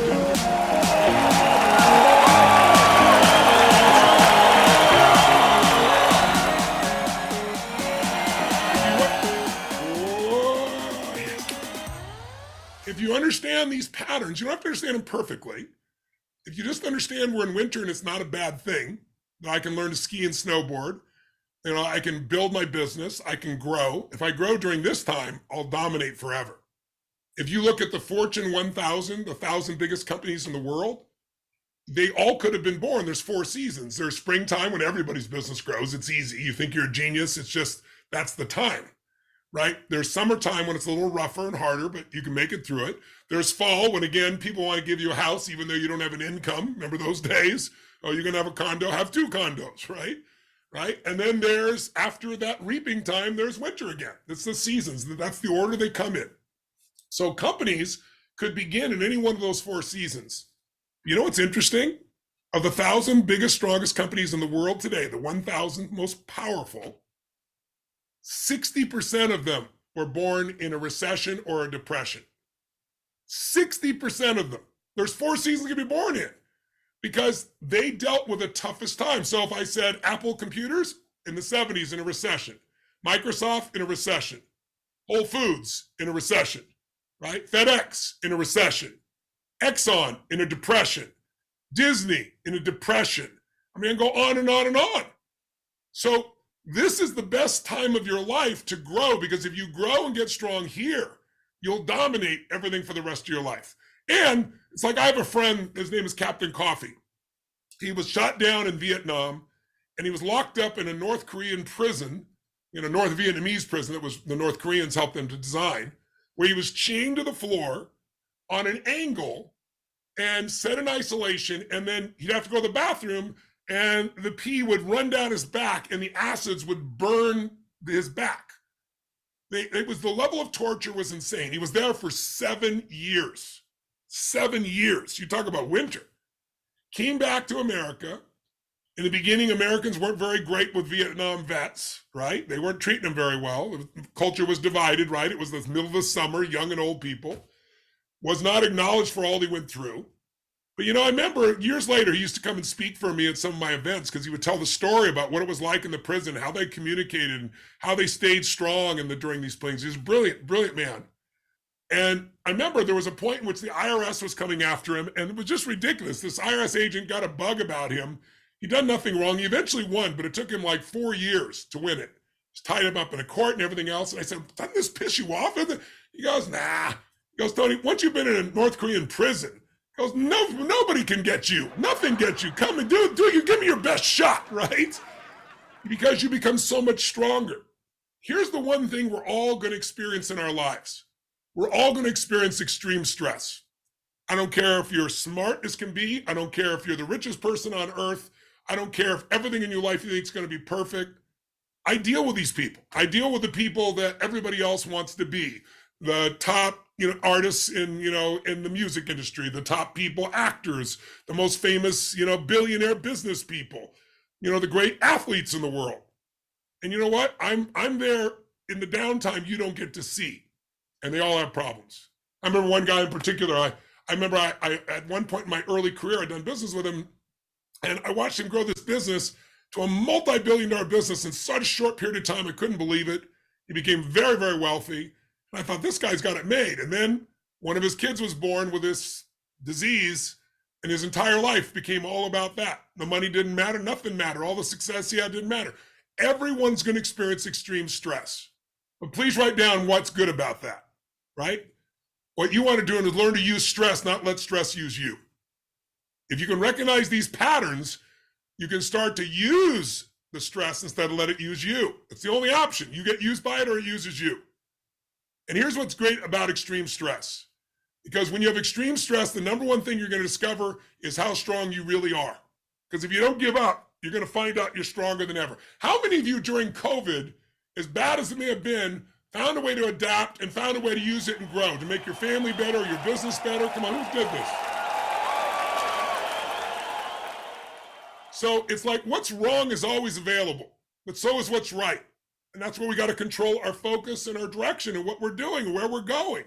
So if you put yourself in a position where you start to recognize, okay, my self-esteem in my life comes from feeling that I'm in control of events versus events are in control of me. Well, I can't control all the events, but if I recognize the patterns and I learn how to use those patterns, I can change the quality of my life massively, massively. And I want to say one more thing before I forget. Think of it this way. Write this down if you would. Suffering, like we're all going to have pain at times, but suffering is not found in the facts. Suffering is not found in the facts. Suffering is in our perception of the facts. I'm going to say that again. All suffering is not found in the facts. Our suffering is found in the perception of the facts. So for example, you might say to me, I'm suffering, I've got so much sadness, I'm so depressed. And I say, why? He goes, my mother died. Well, I'm sad for you, I'm sorry that happened, but your pain is one thing, but ongoing suffering is not coming because your mother died. It's not the fact that your mother died. It's the perception that she shouldn't have died at this stage. How many follow what I'm talking about here, right? Your belief that she shouldn't have died. Now you're trying to think that you're God somehow, right? So all our suffering comes in not the facts, but the perception of the facts. If we change our perception, we can change everything. And so if we're going to have an extraordinary life, what I started to tell you is we're all going to have extreme stress, but the first great thing of extreme stress is you'll learn just how strong you are if you don't give up. The second thing is you're going to know who your real friends are, not your Facebook friends. You're going to know who the real loves of your life are, because all those other people disappear when it's really rough. When it's really rough, they go. The ones that stay when it's not easy, those are the people. And by the way, you don't need 1,000 of those or 10,000 or 1 million followers. You need 1 or 2 or 3 good friends or family that you love and love you to have a great life. Now, we're so distorted what friends even are today because of what social media has done and what's important. Who gives a shit what 1 million people you don't know think about you who don't have a life of their own? That's why they're spending their time online attacking you, right? I mean, come on. Why give a shit? Why waste your time? It's just because we're being wired by technology, right? It's a dopamine hit. And you got to do your best to extract yourself from that. But hard times will show you what that really is. Hard times will wipe out all this quiet quitting, by the way, because those people will be fired. Right now, there's not enough jobs. I mean, there's too many jobs and not enough people. That's going to change pretty radically. So life takes care of itself. Those that are weak will be weeded out, or they'll learn to get strong at the demands that come forward in their life. That's what winter does. And then the third thing that happens when you have extreme stress, the third element is you start to really develop kind of almost an immunity to other challenges. Like my friend, right? The Vietnam vet, Colonel Coffee. It's like he's got an immunity to anything. After being on the level of stress and handling it, it's like, what can the IRS do, right? Well, to put me in chains, hanging me upside down and beat me every day. I mean, I've been through that shit and I handled that. I can handle the IRS. So that's the beauty of it. And by the way, I ask people all the time, for years I asked this question. I asked people all over the world, tell me what is the number one thing, the best thing that ever happened in your life? And I did it because I read some studies and I just wanted to see if they were true as I traveled the world, because I do business in 195 countries, which is every country that the UN recognizes as a country today. And the number one answer around the world in studies has shown, I found the same thing, the number one answer, what's the best thing that ever happened to you, people say, is to win the lottery. It's the number one highest level answer, to win the lottery, win $100 million, whatever, $1 billion, whatever the number they think it is. And then I ask people, what's the worst thing that ever happened to you? And if you look at studies, I found it to be true also, but the studies show the number one answer around the world is to have something happen that makes you a quadriplegic. You don't have control of your own limbs, right? You're stuck. Now, here's an interesting thing. Research has been done, and here's the question I have for you. 18 months after the event where they either won the lottery or they became a quadriplegic, who do you think is happier 18 months after the fact? The person who won the lottery or the person who became a quadriplegic? Put your answer in the chat box so I can see it there. What's your answer here? What's your answer? Let me see. Okay, yeah, so he's like, oh yeah, obviously, if he's saying it this way, it's the quadriplegic. No, it's not the quadriplegic. What are you thinking? I tricked you. But by the way, it's also not the person who won the lottery. You know what happens 18 months later? People return to the level of happiness they had before the event, as long as they're not drugged. If they're drugged, everything else changes. But the person who won the lottery is no longer, any happier, because what happens is everybody wants their money, everybody expects something, and after a while, it becomes painful for them. The person who has, if they're not drugged, the person who's a quadriplegic, they learn to move their pinky this much, and they're out of their mind. Now this makes them happy. Before, the whole world had to be drop at their feet. They had to make $1 billion to be happy. So it's all relative. You can learn to change any pattern in your life. So I want to finish with an exercise with you. And here's what I want you to do. Let me give you one more, I wrote a little scribble, little visual for me. We can put it up here. Think of yourself as you're this X in this visual, and the circle is your comfort zone, right? Start with just the first circle. All it should show is the dot and a circle around it. Someone show me something different. There we go. Show the circle around it if you would. So the circle around it is your comfort zone. So anything within that circle, you can handle. Your kid gets a certain level of upset, you have a challenge in your relationship, you have a problem at work. If it's within your comfort zone, you just go out and you handle it. But we feel out of control when all of a sudden something happens that we're not prepared for. Boink, that's called a problem. And that problem, it could be created because you set a new goal and you've never been there before. So it's a problem to be solved. It could be a problem because if you don't set goals, life will give you problems to make you grow. Because think about it, everything in the world, everything in the universe grows or it dies. That's not my rule, that's the rule of the universe. Everything grows or dies. And everything, when you grow, you have something to contribute. So everything contributes to something else eventually, or it's eliminated by evolution. So our purpose of our being is to grow and expand. So there's this problem out here, and you go to handle it, and that little arrow shows you stop at the edge because it's beyond your comfort zone. Who's ever done this? I'm going to go solve this, and then you put it off, you procrastinated, you didn't follow through. Who's done this? Make some noise. Who's done this? Put that visual back up. So then what happens is you come up to the edge, and you can't break through. You pull back because you're uncomfortable. And if you don't solve the problem, does it go away? No. Another one will show up. Boink, boink, boink, until it's so overwhelming that somewhere in your brain you'll finally say, I gotta deal with this. And then the miracle thing will happen. You'll push through your fears, you'll push beyond your comfort zone, and you'll handle that problem. Break through, and when you do, guess what? You have a new comfort zone. And everything that's in that same realm of problems you're able to handle. Who's done this? Who's grown and solved one problem and it solved a bunch of problems here? You're able to do it here. Say, So as soon as you do that, guess what's going to happen? If you don't set a new goal, right when you're feeling good and comfortable, life's going to come by and go boink, right? And there's another problem. You're going to go out to get it and you're going to hit your new comfort zone and go, oh, I can't do it. I don't know how to do it. I don't know where to go. It's overwhelming. And if you don't solve it, boink, boink, boink, until finally something happens that pushes you through and you explode through. And once again, you handle it and you can handle more. This is how you grow a business.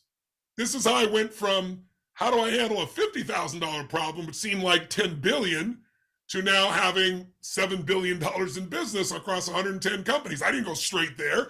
I just handled the next one, the next one, the next one. And if you do that, you can be in an experience of feeling in control of your life.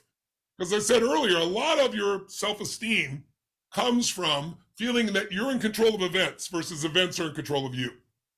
And you start to be in control of events when you start understanding, I don't control the event, but I control my response. And I control my response by anticipating the pattern. Knowing it's coming, I can prepare for it.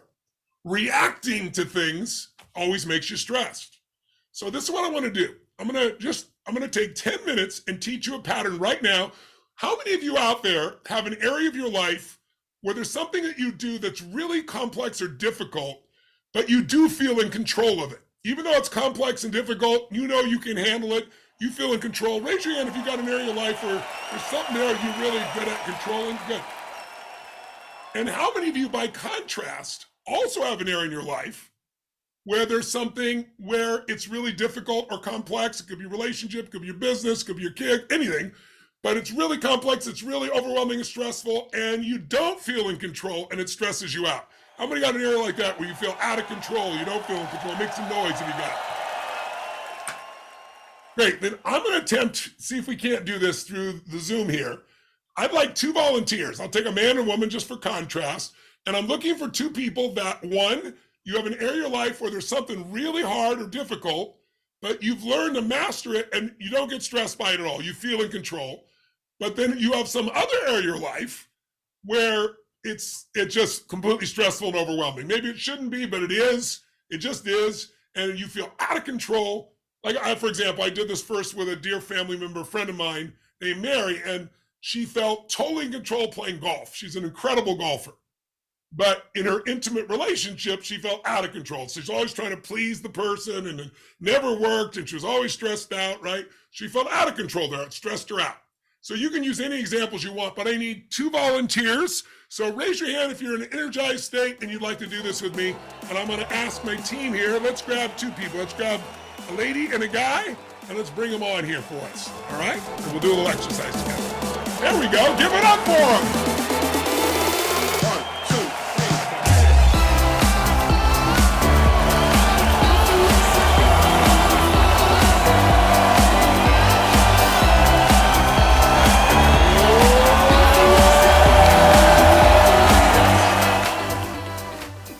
Can you both hear me? Yes. Yes, sir. Great. Yes. And what are your names? It's not showing up on my screen here. What are your names, sir? My name is Giovanni Aguilar. Giovanni? Sorry. Yeah, Giovanni Aguilar. Giovanni, nice to meet you, Giovanni. And what's your name, ma'am? Cyrene Nielsen. Cyrene. Irene. Yes. Irene. You guys got names that are a mouthful, both of you here.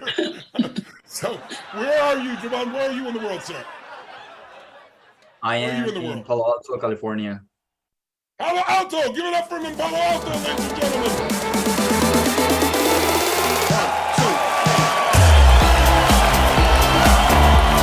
And where are you in the world? I'm from Vancouver, BC. Vancouver, BC, another Canadian, ladies and gentlemen.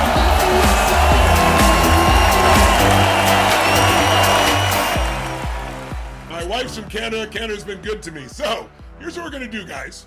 And again, this is kind of weird doing it this way because we got both of you here. So I'll do one at a time, and I'll go ladies first. But I want everybody at home to do it as well. So you don't just have to watch these guys and listen. I want all of you at home to do the same thing. I want you first, everyone to think of is something in your life that is complex or difficult, perhaps for others, but you really feel in control of it. You feel like you can do well in it no matter what happens. An area you feel really strong and in control. I like you think of that area of your life right now. It could be anything. Like I said, it could be playing golf. It could be something you do in business. It could be something you do physical. But let's start with you. We'll do them one at a time. And can you think of an area where you have something that you feel really in control of, even though it's challenging at times and even though it might be complex? I love throwing parties and I love having a social gathering together. And Okay, so you feel really confident throwing parties? Yes. Okay, and you feel in control? Yes. Okay, great. So I want you to close your eyes, and everyone else, I want you to do the same. Think of something that you really feel in control of. And Cyrene, I want you to just close your eyes, and I want you to tell me, when you think that feeling of being totally in control,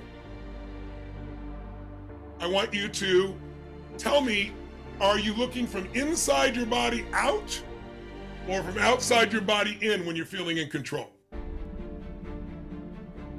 Music down a little bit. From inside out, I have this big vision, which drives me, and I feel more in Great. control. So it's inside out.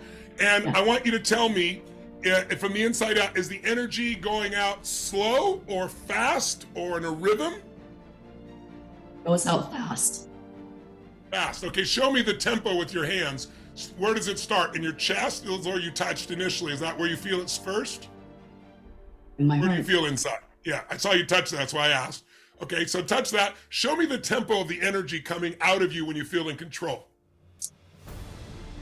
There you go. Give her a hand. That's an explosive. And does it do it more than once or just one time? It Feel happens more again explosive again. and again and again. And again. So show me the tempo it does. It explodes and explodes and explodes. Okay, great. All right, everyone just notice. Do you look from the inside out when you're in control? Like you're in here seeing it go out? Or do you look outside yourself in? In her case, she said, I'm from the inside out. And then I asked her, where does the energy move? Right? And she said it moves out. And then she showed us the tempo. It's pretty fast. And it happens again and again. And it makes you feel in control. Okay, close your eyes again. What color do you associate to this feeling? What color is that going out? Gold. Gold, okay? So we got this gold energy going from inside out to her at this nice tempo. That's great. And is it light? Is it bright, dim, or dark when you're in control? Right. Right. So this gold bright light coming from within straight out, making it happen. And is there any shape to the energy? No. Okay, no problem. So it's just pure energy pouring out. And is there a sound you associate to it?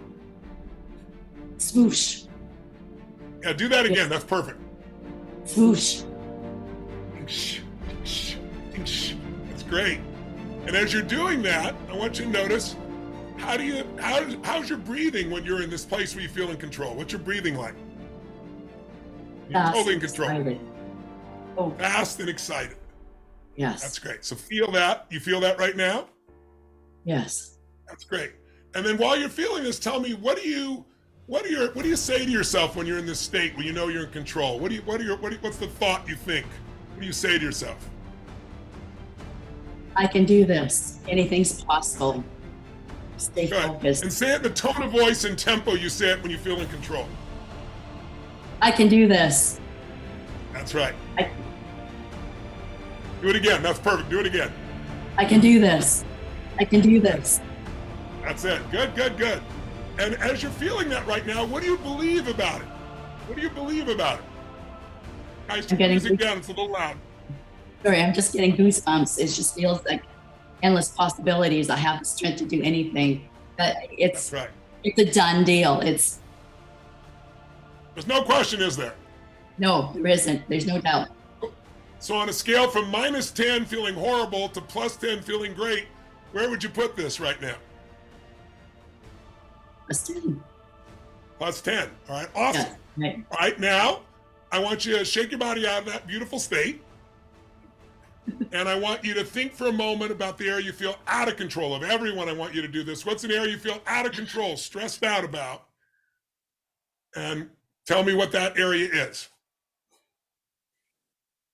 Tony, I'm working on putting on a retreat in Whistler. It's something that I've never done before. And the stress is actually giving me a sore throat. Like my voice is gone. I don't have that energy. I don't have that swoosh.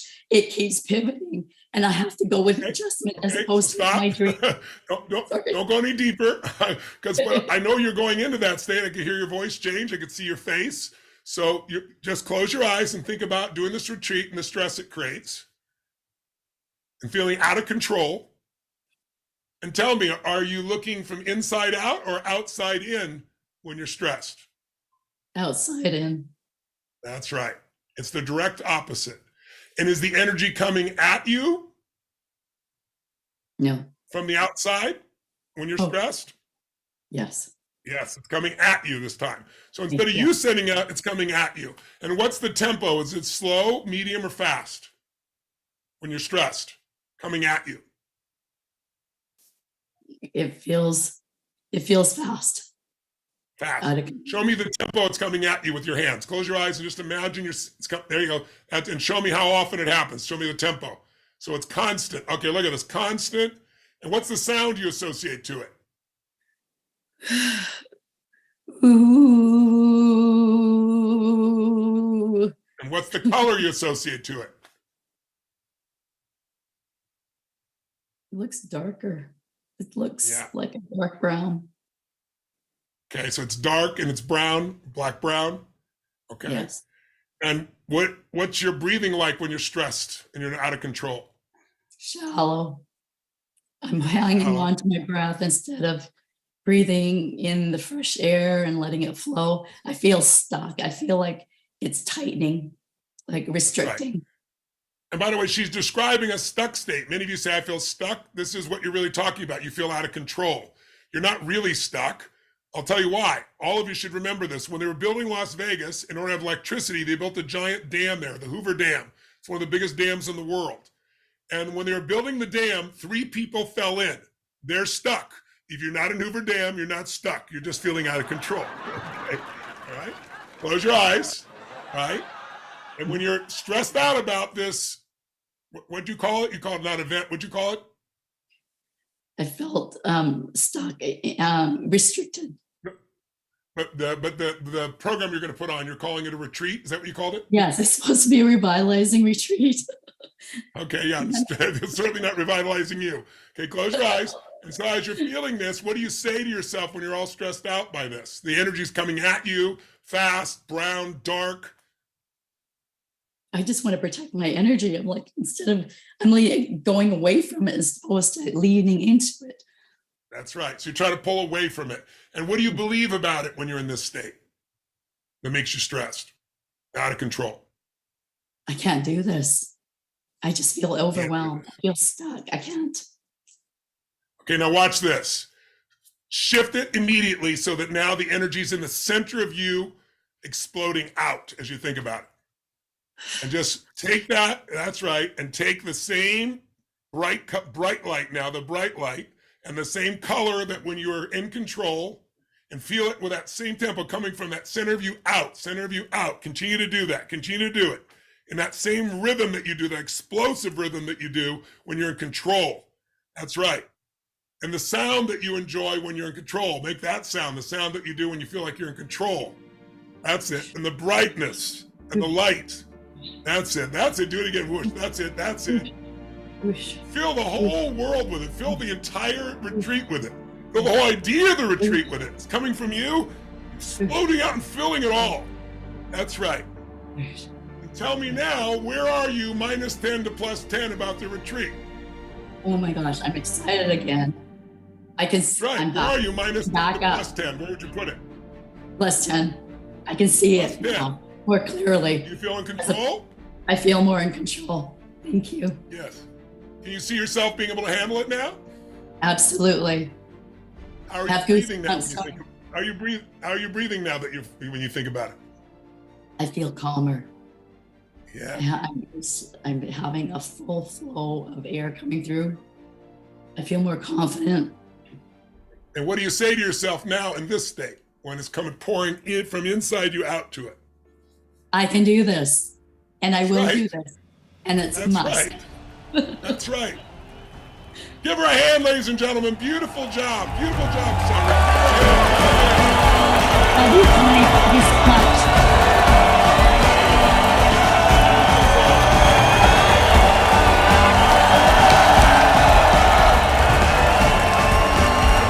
Giovanni, so we'll do one more real quick. Giovanni. There he is. All right, Giovanni, did you do this while we were doing it just now? I did. I hope everybody got a chance to do it. It's incredible. Yeah. Okay. Well, let's do it together so people can feel it here, so we learn from you as well, because everybody's patterns are a little different. Some are similar, some are different. So everybody at home, if you didn't do, how many did it at home just now and felt the difference? How many felt the difference? So the pattern is, we're going to find out what he does when he feels in control, and he does things, I promise you, differently than when he feels out of control. We're going to write down those differences. You want to write them down.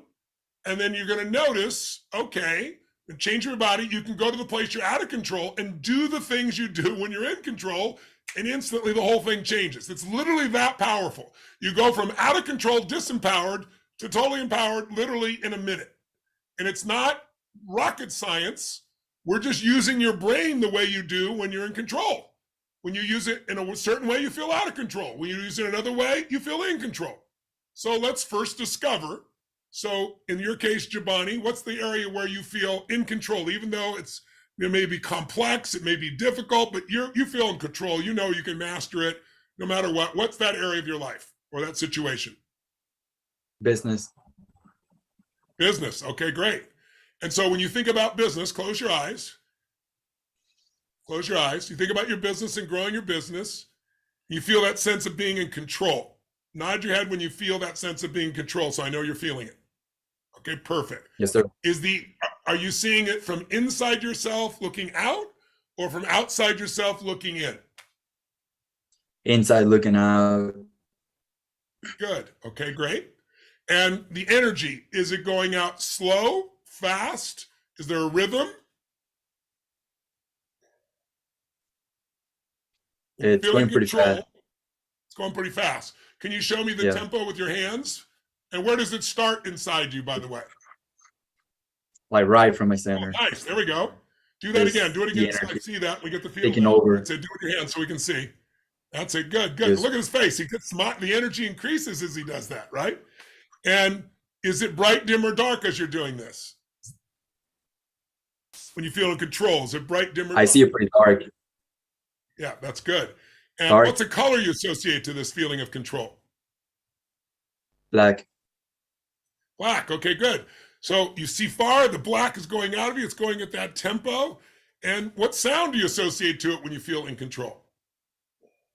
Just do that again. Like okay, keep doing it. Do that. Keep doing it. Keep doing it. Do it a couple times. Good, good, good. Good, good. And what do you say to yourself when you're feeling this sense of control? I'm in charge. That's right. That's nice. Look at a big smile that comes with that. That's awesome. And what do you believe about business when you're in control like this? What do you believe?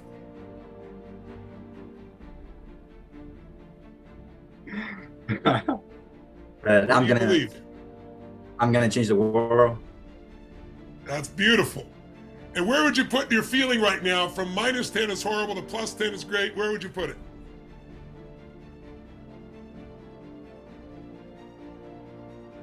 A 10. Good. Okay. Open your eyes. Shake your body out a little bit. Shake it out just a little bit. Shake your body.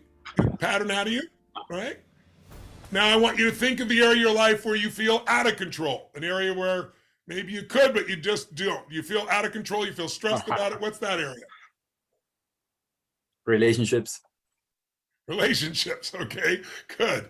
All right. Close your eyes. Are you talking about any relationship or intimate relationship? Intimate. That's right. So with your eyes closed, I want you to think about being out of control in an intimate relationship and the stress that you feel there. Yeah, there you go. Okay.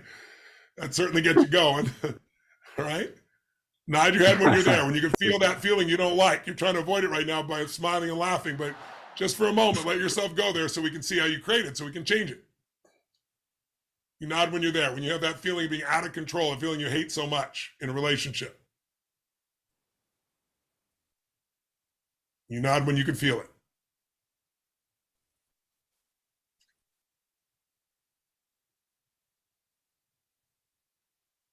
Is that it? Are you there? There we go. Okay, good. Stay there now.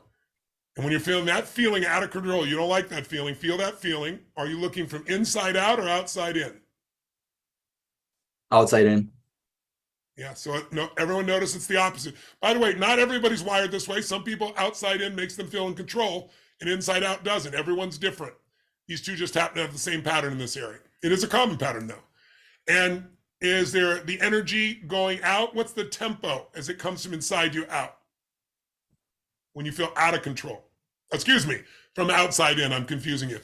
When the energy's coming at you, right? Is it coming fast, medium, or slow?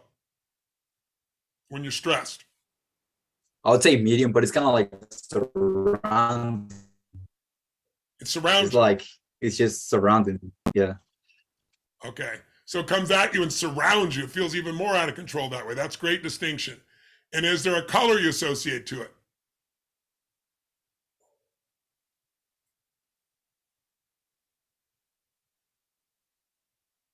Like just kind of black. A little dark. Yeah, so I was going to ask, is it dim, dark, or bright? That sounds like it's dark. So it's dark, it's black, the energy is coming at you, it's suffocating and surrounding you in all these areas.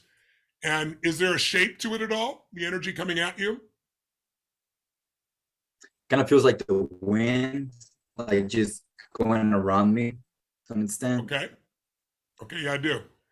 And then what's your breathing like when you're stressed about this?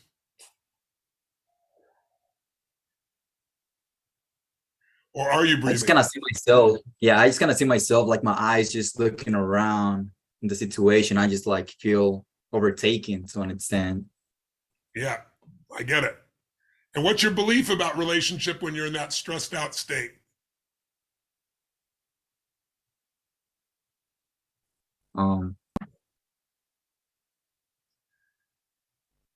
You feel out of control in the relationship, stressed out.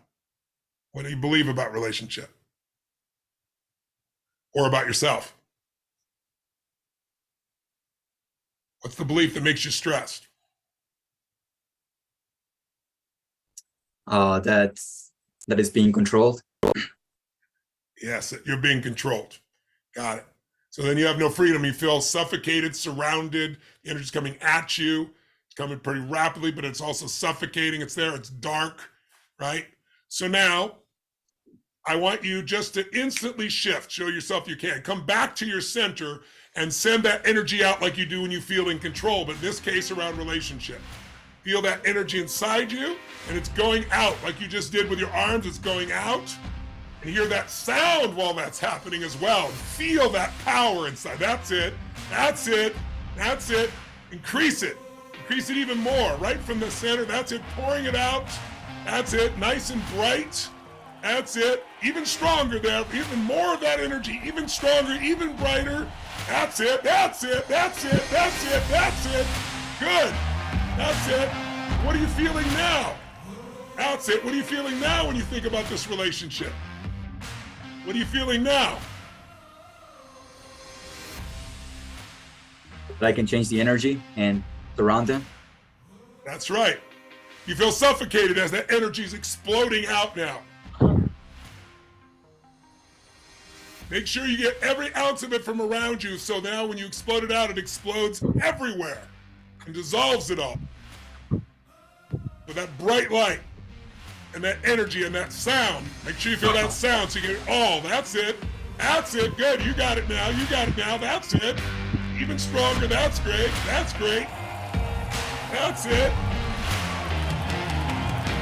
That's it. That's it. Where are you now? Where are you now? -10 to +10. Where are you now? I feel like a 9. 9. That's still, awesome. Yeah, there's still a little uncertainty. There's still things to learn and grow, but you feel in control in a 9 versus the minus range that you were in before, right? Feel that. And what do you believe about being able to make a relationship work in this state? That I'm more confident on taking charge and not being that whatever happens, I'm in control, and whatever situation I'm placed in, that I can overcome. That's right. And by the way, the more you do that, the more it'll stay with you. It'll become your new pattern. And by the way, how many women out there like a man who feels like he can take charge as opposed to wishy-washy? Make some noise out there, ladies and gentlemen. Show him, ladies. Let's give it up for Jabani and Cyrene. Give it up for both of them. Come on, give it up for both of them.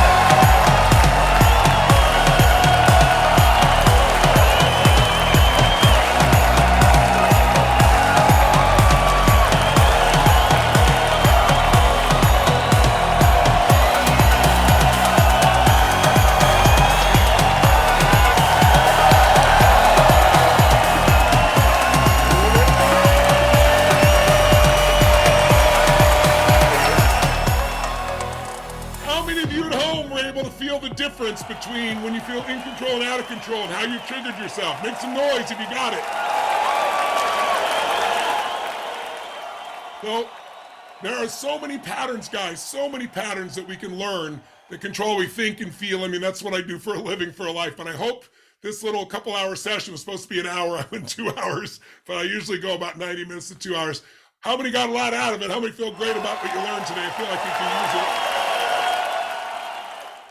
Great. Well, I'm really glad to contribute to you, especially during these times of uncertainty. Just remember, This is the season. You'll learn to take advantage of it. Bring yourself back in control when you feel out of control. There's no perfection, but you'll find better answers from this state of control than feeling out of control. You'll enjoy your life more, you'll do better, and you can have a great time no matter what season it's in, and it's only going to make us all stronger and better in every way possible.